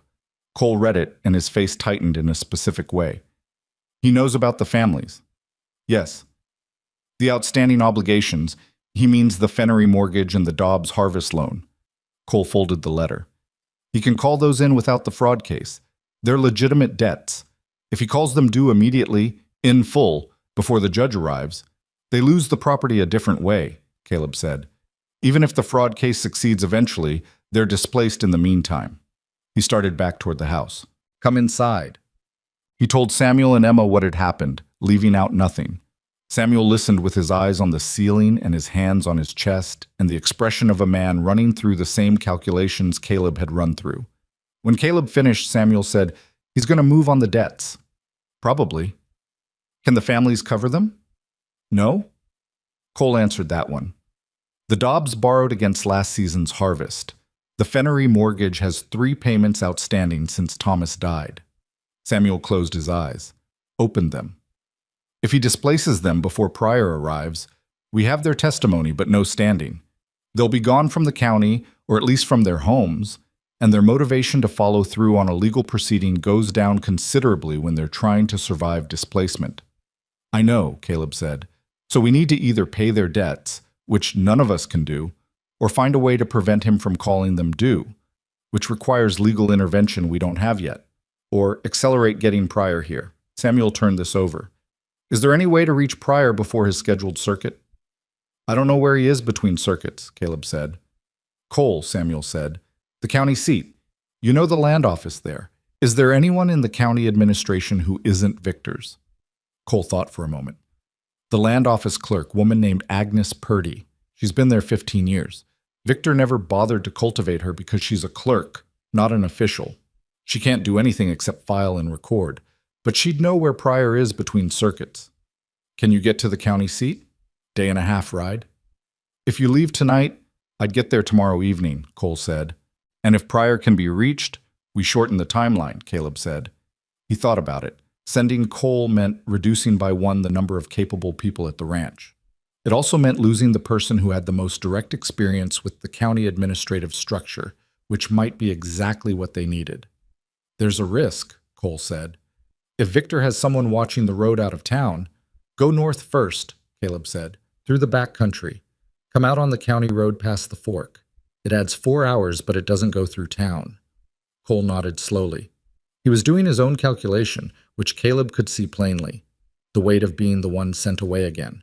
The discomfort of a man who had already run once, choosing whether to run in a direction that was this time unambiguously useful. "All right," he said. "I'll go tonight." Emma had been sitting through this with her hands in her lap and her eyes moving between each speaker. When Cole said he'd go, she looked at him with an expression that Caleb could not quite name. Not gratitude exactly, something more complicated than that. The look of someone who has heard a person choose the harder option and is marking it. "Don't get followed," she said. Cole looked at her. Something in his face settled. "I'll be careful." He left 2 hours after dark. None. The days that followed had a particular quality that Caleb had experienced before, in other difficult circumstances. The quality of time that moves too slowly when you're waiting for something and too fast when you think about how little of it you have. He kept the ranch running. He kept Samuel fed and as comfortable as the situation allowed, which was not very. He watched the road. On the 3rd day after Cole left, Victor made his move. It didn't come as riders to the ranch. It came as a document, a formal legal notice, delivered by a county process server who arrived in the early afternoon and knocked at the door and handed Caleb an official envelope with the county seal on it. Inside were 2 notices, one to Martin Dobbs, one to Clara Fennery, formally calling their outstanding debts due and payable in full within 7 days, with notification that failure to pay would result in transfer of secured properties to the creditor. The process server had already been to both families. He said this without being asked, in the tone of a man doing a job he did not enjoy, before he left. Caleb rode to town that afternoon and went to both families before he did anything else. Martin Dobbs met him at the door of his house with the notice in his hand and the expression of a man who has been hit and is deciding whether to stay standing. 7 days, Martin said. "I know." "We don't have it. Not close." He turned the notice in his hands. "This is legal. This is a legitimate debt. My signature's on it. The right signature this time. I took that loan in good faith." "I know," Caleb said. "If we lose the property this way, we're gone. We can't fight from nothing." "I know." Caleb said it steadily, not dismissively, just acknowledging the weight of what Dobbs was carrying. Cole went to find the judge. We're trying to get him here faster. And if he doesn't get here in 7 days, he didn't have an answer for that. He was honest enough not to invent one. Then we deal with what comes next, but you haven't lost anything yet. Martin Dobbs looked at him with the careful eyes of a man trying to gauge whether the person in front of him is a fool or someone who knows something he doesn't. You really think this works? He said. It wasn't quite a question. I think it has a better chance than doing nothing, Caleb said, which was the only other option I saw. Martin looked down at the notice, looked up. All right, he said. 7 days. Clara Fennery was calmer, which surprised him until he realized it was the calm of someone who has already moved through the fear and come out the other side into the flat country of simple determination. I've been waiting for the next thing he was going to do, she said when he arrived at her door. This is it. This is what it looks like. She held the notice loosely. My daughters asked me last night whether we should leave, pack up and go to my sister in Nebraska. What did you tell them? That if we left, we'd be proving that it works. That the way to take something from people is to make them afraid enough to walk away from it. She looked at the notice once more and then set it on the table beside the door as if it were ordinary mail. So we're staying. He rode back to the ranch in the late afternoon. The light was going gray and the cold was building again from the north, and he thought about Cole somewhere on the back roads, riding hard, and about Judge Arthur Pryor, who was old and slow but not Victor's, and about Samuel in the ranch house with 30 pages of documented fraud that could change everything if they could get them in front of the right person before the right person was no longer needed. He thought about Emma, 8 years old, sitting in the snow. He thought about all the ways this could still fail. And then he thought about Martin Dobbs saying, all right, 7 days, with the look of a man who had been offered a reason to stand and had decided to take it. And Clara Fennery setting the notice on the table like ordinary mail and saying, we're staying. He thought about Helen Marsh, who had walked past a child in the snow for 2 weeks and had finally decided she was tired of her own story. He thought about what it cost people to change the thing they'd decided to be. The ranch appeared through the trees. There was smoke from the chimney, which meant Emma had kept the fire going, which she always did, which was such a reliable and ordinary thing that it caught him unexpectedly. The simple reliability of a child who did what she said she would. He put the horse in the barn and went inside. Samuel looked up from the cot. Well? 7 days, Caleb said. Samuel was quiet for a moment. Cole needs to move fast. He knows. Emma looked between them from her place on the floor. She had the surveying manual open again and a piece of paper beside her with notes on it, which she closed when he came in, which meant she'd been doing something she'd tell him about later when she'd thought it through. Is it bad? She asked. He sat down in the chair across from the cot and felt the full weight of the day settle through him. Not despair, not that, but the particular exhaustion of someone who has been holding a lot of pieces in place for a sustained period and is starting to feel it in the places that tiredness shows first. It's not good, he said, but it's not over. She looked at him with those steady eyes. Okay, she said, like he'd told her the weather was going to be rough, but they were going inside. He looked at the tin box on the shelf where she'd put it. 30 pages. 2 weeks of Samuel's work building the account around them. 2 families who had decided to stand, 1 woman who had decided she was tired of walking past things, 1 man riding hard through back country in December trying to find a judge. Outside, the wind picked up. The fire held. Cole came back on the 5th day. Caleb heard the horse before he saw it. The same pattern as that first morning weeks ago. Hooves on frozen ground moving fast. The rhythm of something driven with purpose. He was outside checking the fence line when the gray horse came through the tree line at a pace that meant Cole had been riding hard for the last stretch. Not because he was being chased, but because he had something to deliver and could not afford to be slow about it. He pulled up and dismounted in one motion, which told Caleb his body was still working despite what 2 days of hard riding in December cold did to a person. His face was raw from the wind and his eyes had the particular brightness of someone running on less sleep than was sensible. Pryor, he said, before Caleb could ask. He was at a town called Mill Haven, 40 miles east of the county seat. Agnes Purdy knew exactly where. She sent a messenger ahead of me so he'd know I was coming. He paused to breathe. He'll be here in 2 days. Caleb looked at him. 2 days. He moved his schedule. When I showed him the affidavit Samuel sent with me and explained the debt notices, the 7-day window, he moved. Cole ran a hand over his face. He's not slow, it turns out. He just doesn't move until he has reason to. 2 days. The debt notices had 5 days remaining. The arithmetic was uncomfortable but workable, provided nothing else shifted. Did anyone follow you back? Not through the back country. I came the same way I left. Cole looked at the house. How is it here? Quiet, Caleb said. Victor hasn't sent anyone to the ranch. He's been patient, which bothers me more than riders would. Cole understood that. Patient men who had won before were more dangerous than impatient ones, because they knew that waiting was often the most efficient form of pressure. He thinks the debt notices are enough, Cole said. Maybe they are, if Pryor doesn't arrive in time. But he will.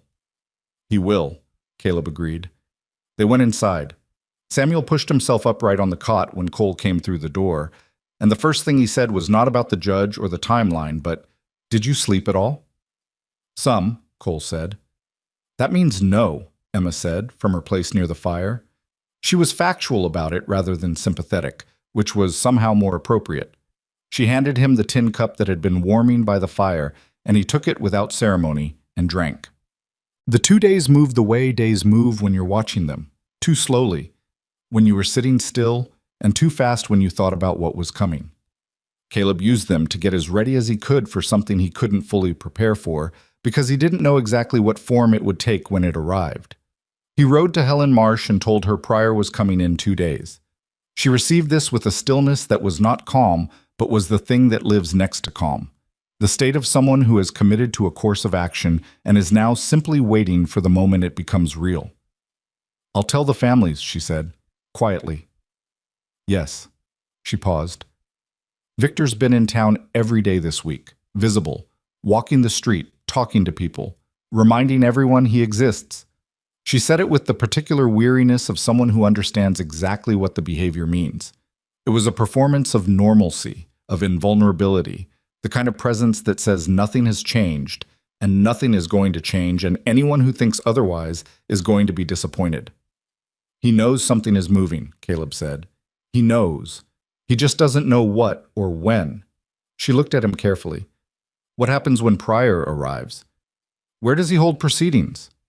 "The courthouse, if Pryor can get the space formally. If Victor contests the venue, he'll try." "He'll try," Caleb agreed. "But Pryor has circuit authority. Victor can slow things down. He can't stop a circuit judge from convening a hearing on his own authority." Helen thought about this. "Victor has 2 lawyers. They came up from the South 2 years ago, and they've been here ever since. Hendricks and a man named Carr. They're good." "I'm sure they are."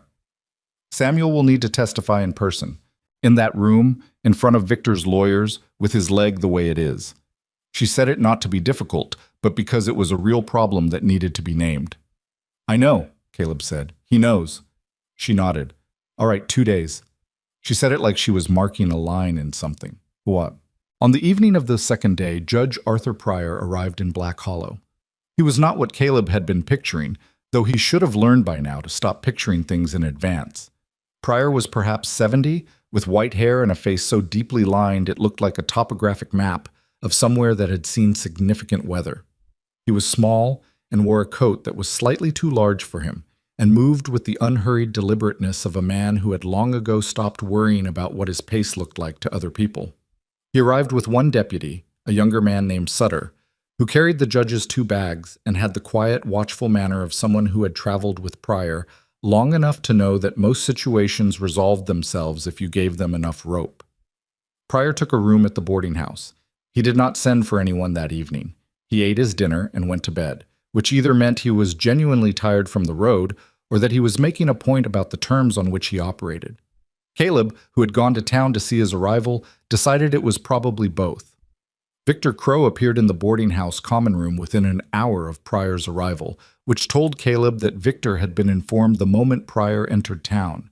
He was dressed better than everyone else in the room, as usual, and he greeted Pryor with the gracious warmth of a man who is hosting, even in a room he doesn't own. Caleb watched from near the door. Pryor shook Victor's hand. He said something Caleb couldn't hear from this distance. Victor said something back and smiled. Pryor looked at him with those old, lined eyes and said something else, shorter, and then turned and went upstairs. Victor stood for a moment in the common room with the composed expression of a man recalibrating. Then he looked across the room and saw Caleb standing near the door. They looked at each other for the length of time it takes to understand that both sides have arrived at the same place through different roads. Victor nodded once, a small, precise acknowledgement. Not friendly, not hostile. The nod of a man who is being professional about something he intends to win. Caleb left. The hearing was set for the following morning. Pryor had made the determination overnight. Caleb did not know the details of how, but Cole, who knew Agnes Purdy well enough to have sent word through her, said that Pryor had reviewed the affidavit during his travel and had arrived with a clear sense of what he was dealing with. The circuit court authority was sufficient. Victor's lawyers filed 2 motions before 8 in the morning, one contesting jurisdiction, one requesting continuance, and Pryor denied both before 9. Caleb got Samuel to town, which was not simple. Cole drove the wagon and Emma rode beside them, and they brought the tin box and all of Samuel's written account and arrived at the courthouse building, which was a repurposed frame structure that served multiple civic functions, courthouse among them. 40 minutes before the hearing was scheduled, Samuel walked in on his crutch. It cost him. Caleb could see the cost of it in the set of his jaw and the way his knuckles went white on the forked branch, but he moved without being helped, and when he took his place at the table across from Victor's lawyers, he sat with a straightness that had nothing to do with comfort and everything to do with the fact that he had been in a cold cabin for 3 weeks with a broken leg thinking about this moment. The Dobbs family was already seated. Clara Fennery and her daughters arrived just after. Helen Marsh came in and sat near the back and folded her hands in her lap and did not look at anyone in particular. Victor Crow arrived with Hendricks and Carr flanking him. He looked at the room with the composure he always had, and he sat, and he opened a leather folio, and he was the picture of a man prepared for an ordinary legal proceeding that he expected to manage without difficulty. Emma sat in the row behind her father. She had the tin box on her lap, which she would hand forward when it was needed. She had insisted on carrying it herself, and nobody had argued. Pryor came in last. He sat, arranged his papers, looked at the room over the tops of his glasses, and said, in a voice that was dry and direct and carried clearly, "This is a hearing to examine evidence of alleged fraudulent land transfers in Black Hollow County brought under my circuit authority. This is not a trial. It is a proceeding to determine whether the evidence presented is sufficient to warrant formal charges and a stay of current debt enforcement actions. Mr. Hendricks, I've read your motions. They're denied. Mr. Whitaker, you may begin." Victor's lawyer Hendricks started to rise. "Your Honor, the question of jurisdiction is settled," Pryor said, in exactly the same tone. "Sit down." Hendricks sat. Samuel began. He spoke for nearly 2 hours, which was longer than Caleb had expected, and shorter than the account probably deserved. He was methodical and clear, and the pain in his leg was audible in his voice in the way that sustained physical cost makes itself known, a slight flatness, a careful economy of breath. But his mind was fully present and his account was precise. He walked through everything, his work as Crow's clerk, the first discrepancy he noticed, the conversation with Cole, the systematic comparison of what he'd filed versus what the county records showed, the discovery of the substitution pattern, the night he ran. When he produced the documents, Caleb lifted the tin box from Emma's lap and handed it to Samuel, who passed it to Pryor's deputy. The room changed in quality. Victor's lawyers leaned together. Victor himself did not change expression in any obvious way, but something in the angle of his attention shifted. He had been watching Samuel with the calm of a man who knows the story and knows how it ends. When the tin box moved across the room, that calm developed a hairline crack. Pryor went through the documents with the slow, thorough attention of someone who read things correctly the first time and did not need to rush. The room waited. Victor's lawyer Carr attempted twice to interject with procedural challenges and was waved off both times without Pryor looking up from the pages. After 20 minutes, Pryor set the documents down and removed his glasses and looked at Victor Crow. "Mr. Crow," he said, "you'll have opportunity to respond. I want to hear from the Dobbs family and Mrs. Fennery first." Victor leaned toward Hendricks and said something quietly. Hendricks rose. Your Honor, the witnesses proposed are themselves parties to the debt proceedings and have a clear financial interest in the outcome of this hearing, which makes their testimony. Interested parties testify in legal proceedings regularly, Pryor said. That's what cross-examination is for. Sit down. Martin Dobbs testified for 30 minutes. He was not a polished speaker. He said too often and lost his thread twice and had to be gently redirected. But the core of what he said was simple and specific and impossible to misread. He had signed a promissory note and had never agreed to sell his property, and the signature on the deed of transfer looked like his, but he had not signed any deed of transfer. Hendricks cross-examined him for another 20 minutes and succeeded mainly in demonstrating that Martin Dobbs did not understand all the legal terminology of the documents he'd signed, which was true of most people who signed legal documents without a lawyer and proved nothing about whether he'd been defrauded. Clara Fennery was different. She was composed and direct, and when Hendricks tried the same approach with her, she looked at him with the steady attention of a woman who had managed a property alone for 2 years and said, "I know what I signed. I signed it at the kitchen table in my own house with a lamp on because it was evening. The document said promissory note at the top. I read that word specifically because Thomas, my husband, had always told me to read the top of any document before the bottom. I did not sign anything that said deed of transfer because I would have known what those words meant and I would not have agreed." Hendricks paused for a moment. Then he said, "Mrs. Fennery, is it possible you misread?" "No," she said, simply, not defensively, just as a statement of fact that she had no interest in softening. He moved on. Helen Marsh was not a formal witness in the legal proceeding. She had no direct evidentiary standing, but Pryor, after a brief exchange with Victor's lawyers, allowed her to give a statement as a community member who had witnessed the pattern of behavior over 6 years. She stood and she said what she'd said she would say: the pattern, the families, the way people left, the way the town had watched and done nothing. She did not make herself heroic in the account. She placed herself accurately, as someone who had known and been silent, who was only now speaking. It was, Caleb thought, more effective for that honesty than it would have been if she'd positioned herself as a crusader. Then it was Victor's turn. Hendricks presented the response, which was the approach of a lawyer who knows his client is better kept quiet. The argument was structured. The documents were legitimate. The signatures were genuine. Any confusion about the nature of what was signed was the responsibility of the signers who had not sought legal counsel before signing, and the county filings were proper records that had been processed through official channels. As for Mr. Whitaker's account, Hendricks delivered this portion with a particular precision. Mr. Whitaker was a disgruntled former employee who had removed confidential business documents and was now using them to advance a personal agenda. It was a coherent argument. Caleb, listening, recognized its coherence and recognized also that coherent arguments in the presence of specific evidence were not automatically stronger than that evidence. Pryor let Hendricks finish.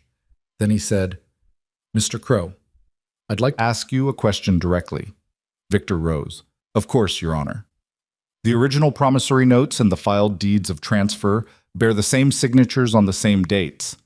Pryor held up 2 pages side by side. The promissory notes are in your company's private records. The deeds of transfer are in the county filing system. Both exist. Both have the same signatures. He looked at Victor over his glasses. "How do you account for that?" Victor was quiet for a moment. Not long. 2 seconds, perhaps 3. But in a room that was completely still, 2 seconds was enough for everyone to feel the quality of the silence before he answered. "The promissory notes were working documents," he said. "Draft instruments that were superseded when the property owners made the decision to convert their arrangements to outright sales. The final executed documents were filed with the county," Pryor said. "Yes, but the drafts you're describing, the promissory notes, were also executed. They have signatures, dates, and notarization marks. In 3 cases, the notarization is from the same notary on the same date as the filed deed." He set the pages down. "A draft does not get notarized." Another silence. Victor's composure was intact, but it was the composure now of something that was being held in place rather than existing naturally. "There may have been a procedural irregularity. Mr. Crow."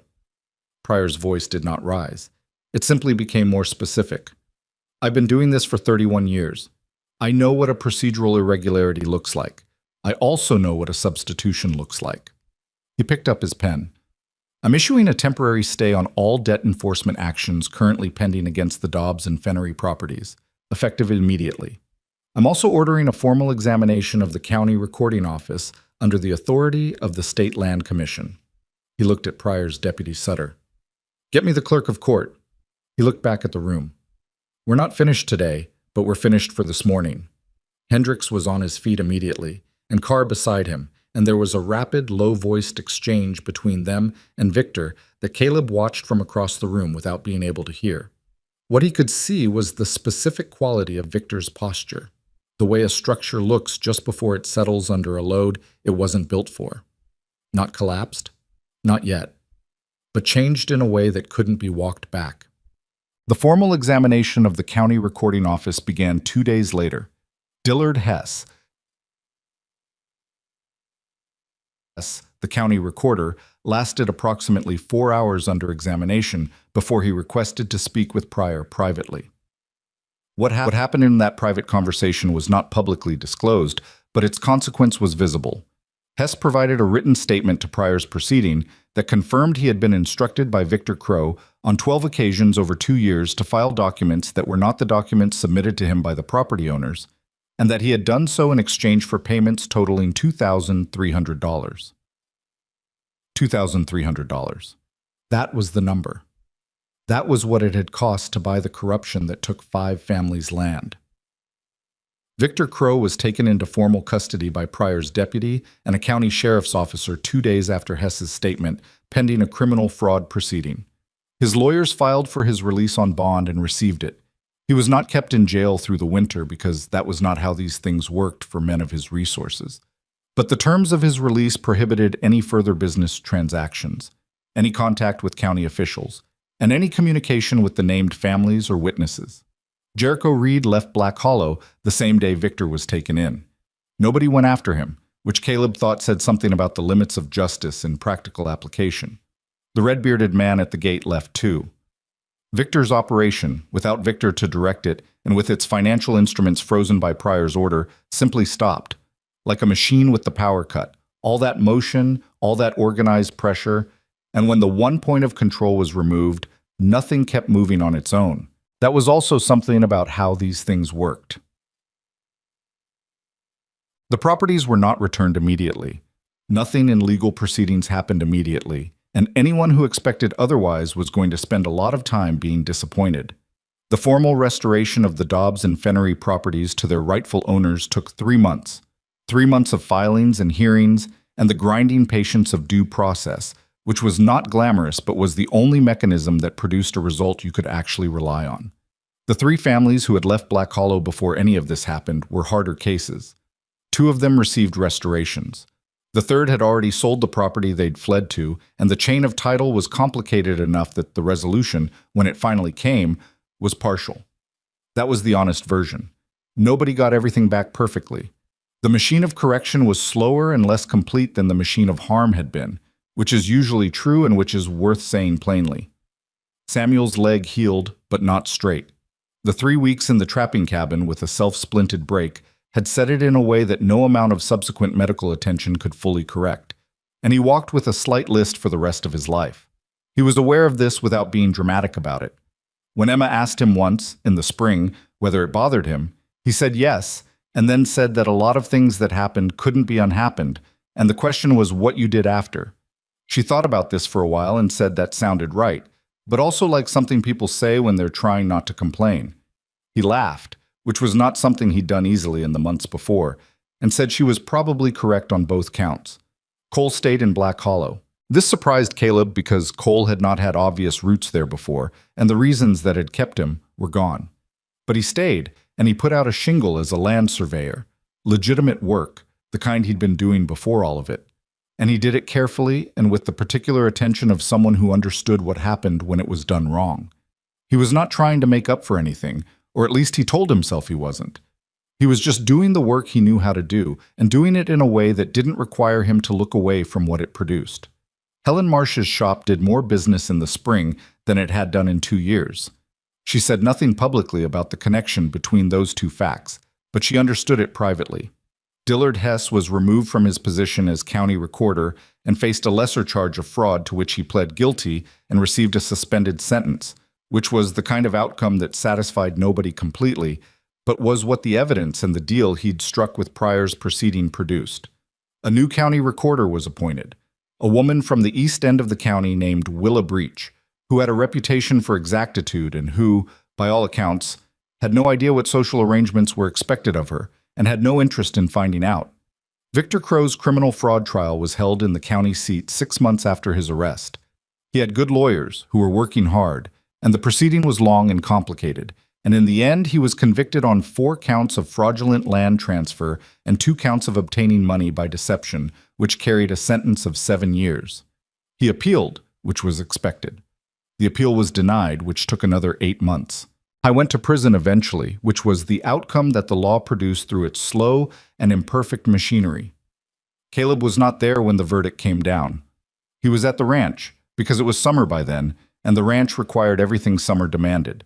He found out from Cole, who rode out to tell him, and he received the information the way he received most things, with a quiet acknowledgement that it had happened and a return to the thing that was immediately in front of him, which on that specific day was a fence that needed restringing before the cattle moved to the east pasture.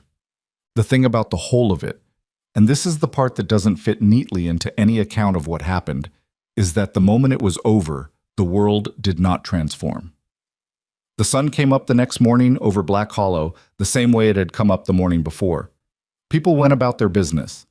The families who had gotten their land back had to plant it, maintain it, deal with the ordinary disasters of weather and market and equipment failure that constituted the actual texture of frontier life. The legal victory was real, and it mattered, and it did not make anything easy. What changed was more specific and harder to point to directly. It was the quality of the air in a room when someone who had been using fear as a management tool was no longer present. It was the way people in Black Hollow began to look at each other differently. Not all of them, not immediately, but enough that the town's character shifted in a way that people felt before they could name it. Victor Crow had operated by making everyone feel that the weight of opposing him was too great to lift alone. When it turned out not to be true, the realization moved through the community slowly and unevenly, as realizations do, but it moved. Caleb thought about this sometimes.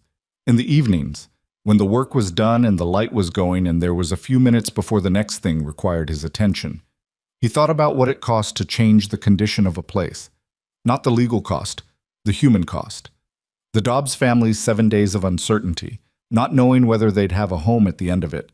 Clara Fennery's daughters watching their mother choose to stay and trying to be brave enough to match her. Helen Marsh standing up and placing herself accurately in the account. Not as a hero, just as a person who had been silent too long and was now choosing differently. Cole riding 40 miles of backcountry in December cold, carrying a weight he'd been accumulating for months and finally making it useful.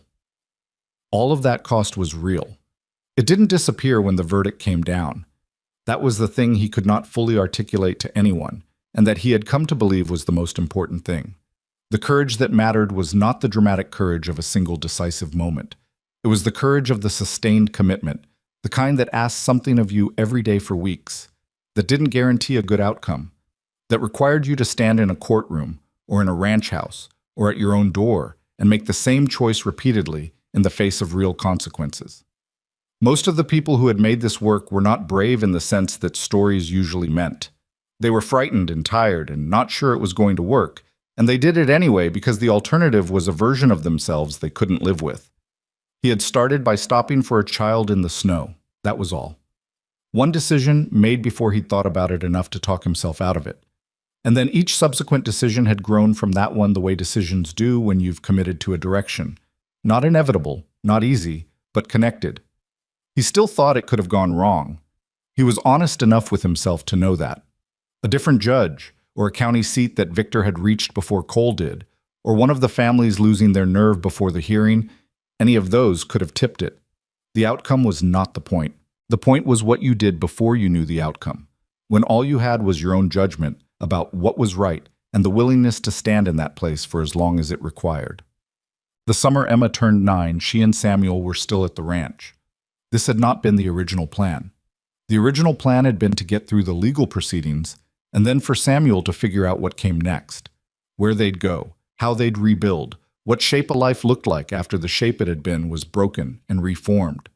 But there were the proceedings and the recovery and the practical reality that Samuel's leg needed time and the ranch was where they were. And Caleb did not ask them to leave because there was no pressing reason and because, if he was honest with himself, the ranch was different with people in it. He noticed the difference in small ways. Emma's books had colonized the shelf next to his.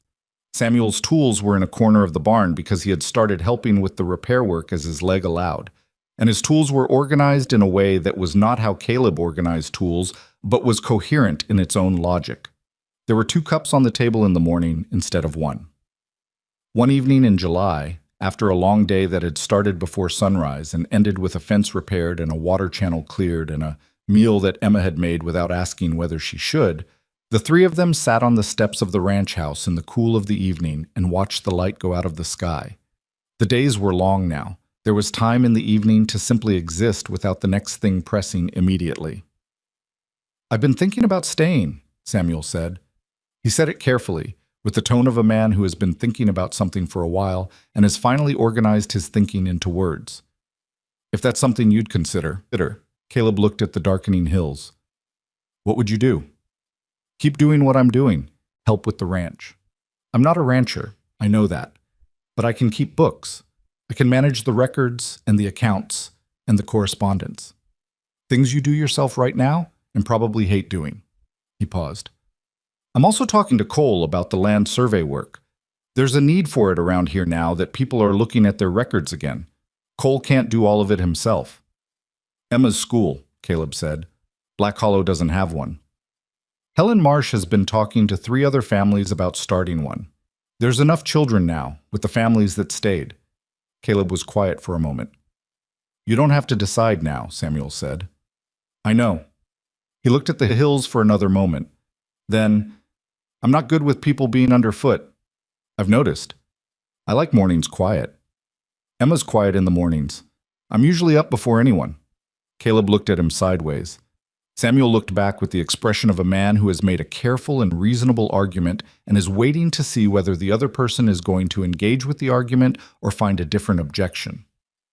Emma, who had been sitting 2 steps below them with her back against the rail and her eyes on the first stars appearing in the east, said without turning around, "If you say no, we'll find somewhere else. We're not going to be a burden." "I know that," Caleb said. "But if you say yes," she continued with the particular quality of someone choosing words carefully, "I'll keep the fire going in the mornings before you're up and you won't have to say thank you because I'm not doing it for that reason." He looked at the back of her head. She was 9 years old. She had been in the snow outside a nailed-up door for 2 weeks and had carried a piece of critical information through all of it, waiting for someone trustworthy enough to give it to. She had sat in a courtroom with a tin box on her lap and handled it forward when it was needed. She had told Clara Fennery's daughters that if nobody said anything, there'd be more children sitting in the snow, which was the truest thing said in that room. He thought about the ranch before she was in it, the 1 cup in the morning, the books on the shelf untouched except when he reached for them, the way he'd been moving through each day with the efficiency of someone who had no one to account to and had stopped thinking about whether that was a good or a bad thing. "All right," he said. Emma didn't turn around, but her shoulders settled in a way that was not quite imperceptible. Samuel let out a breath that was slow and measured, the exhale of a man who had been holding something careful for a long time. "Thank you," he said. "Don't thank me yet," Caleb said. "Winter out here is different from what you've seen." "I've seen this winter." "You've seen the beginning of it. The middle is worse." Samuel was quiet for a moment. Then, "I'll get better at splitting wood. Cole's got that covered." "Cole's not living here." "No," Caleb said. "He's not." The light finished going out of the sky. The stars multiplied in the east and spread west. The temperature was dropping with the speed that clear summer nights had, cooling fast with nothing to hold the warmth of the day. Below them, the ranch was still. The barn closed up, the horses in for the night, the fence line invisible in the dark, but there repaired, doing its job. Emma spoke, finally, to the stars. "I used to think the worst feeling was being left somewhere," she said. She was not performing the thought. She was just thinking out loud, which was something she did in the evenings. But I think the worst feeling is watching other people get left and not moving. Neither of the men said anything for a moment. It was not the kind of thing that needed a response. It's easier to move the first time, she continued. After that, you've done it once. You know you can. Caleb thought about that. About the first time he'd stopped in that street in Black Hollow, before he'd reasoned about it, before he'd known anything about dead instruments or county recorders or circuit judges. Just a man who was walking and stopped because something was wrong, and stopping was so much simpler than the sum of everything it set in motion. The hard truth about courage is that it asks for itself before you know what you're agreeing to. You stop for one child in the snow, and that's the easy part. Everything after is the real cost, the sustained cost, the kind that doesn't announce itself all at once but arrives in pieces over weeks and months. The middle-of-the-night arithmetic, the envelope handed over by a process server, the 5 days waiting for a man to ride back from the county seat, the moment in a courtroom when you don't know yet how it's going to land. You don't get to know the ending when you make the first choice. You just make it. Most people walk past, not because they're villains, because walking past is easy, and because they've decided in advance that their involvement wouldn't matter, and because the cost of stopping is visible and the cost of not stopping is easy to look away from. Emma Whitaker had sat in the snow for 2 weeks. She had been walked past by a town full of people who were not villains and were not indifferent exactly, just afraid and tired and committed to the story that it wasn't their problem. And then one person stopped, not because he was heroic, but because he looked at a wrong thing and couldn't make himself keep walking. One person, and then another, not because they were exceptional people, because they were people who had been given a reason to believe that something could be done. That is the mechanism. It is slow and it is imperfect and it does not always work, but it is the actual mechanism, not dramatic rescues or brilliant plans or men with the biggest weapons. Just the accumulation of individual choices made by frightened, imperfect people who decided that the comfortable story was costing them something they couldn't afford. The first morning of August, Caleb was up before sunrise, which was his habit. The sky was already going pale in the east. He got the fire started and put water on and stood for a moment in the early quiet of the ranch house, which had a different quality now. Not empty quiet, but inhabited quiet. The particular stillness of a space that has people in it, even when those people are sleeping. He could hear Emma's even breathing from the back room. He could hear Samuel shifting in his sleep, favoring the leg the way he always did. He went outside with his coffee and stood on the steps and looked at the hills going from black to gray to something warmer as the light built. The summer grass was long and the fence line he'd repaired in July held clean across the near pasture. 3 horses moved in the east field, unhurried. It was not a perfect life. The accounts were tight, the work was unrelenting, the winter would come back and make everything harder the way it always did. Samuel's leg would ache in the cold. Emma would outgrow the ranch eventually and need more than it could offer. Cole would ride out one day and not come back, and that would be its own kind of reckoning. Nothing about any of it was guaranteed. But the morning was here and the fire was going, and there were 3 cups on the table inside instead of 1. And something that had been missing from the ordinary texture of his days for so long he had stopped noticing its absence was present now in the simple fact of that. Present in the sound of breathing from the back room, in the surveying manual with Emma's notes tucked between the pages, in the tools in the corner of the barn organized in someone else's logic. He stood there in the early light and let the morning be what it was. Behind him, the door opened quietly, and Emma came out in her coat with her hair still flattened from sleep, carrying her own coffee cup that was mostly warm water because she didn't really like the taste yet but drank it to have something to hold in the cold morning. She sat on the step below him without saying anything and looked at the hills. They stayed like that for a while. "Do you remember," she said eventually, "when I was afraid everyone would leave?" He remembered the snow. He remembered the way she'd looked up at him without quite hoping. He remembered crouching down on a knee that hurt and asking her how long she'd been there and feeling the answer in his chest before she gave it. "I remember," he said. She nodded slowly, watching the hills fill with light.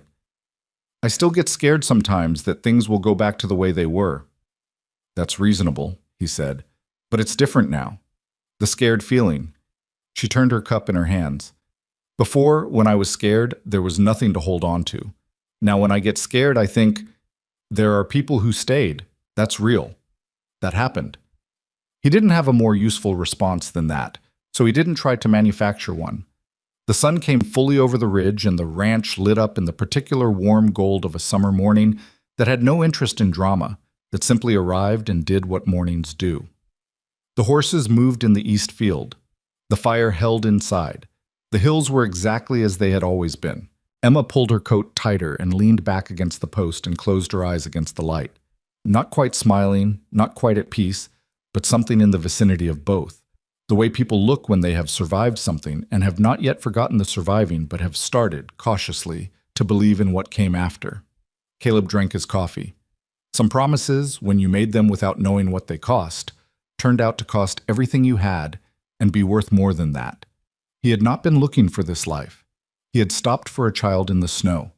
The rest had followed.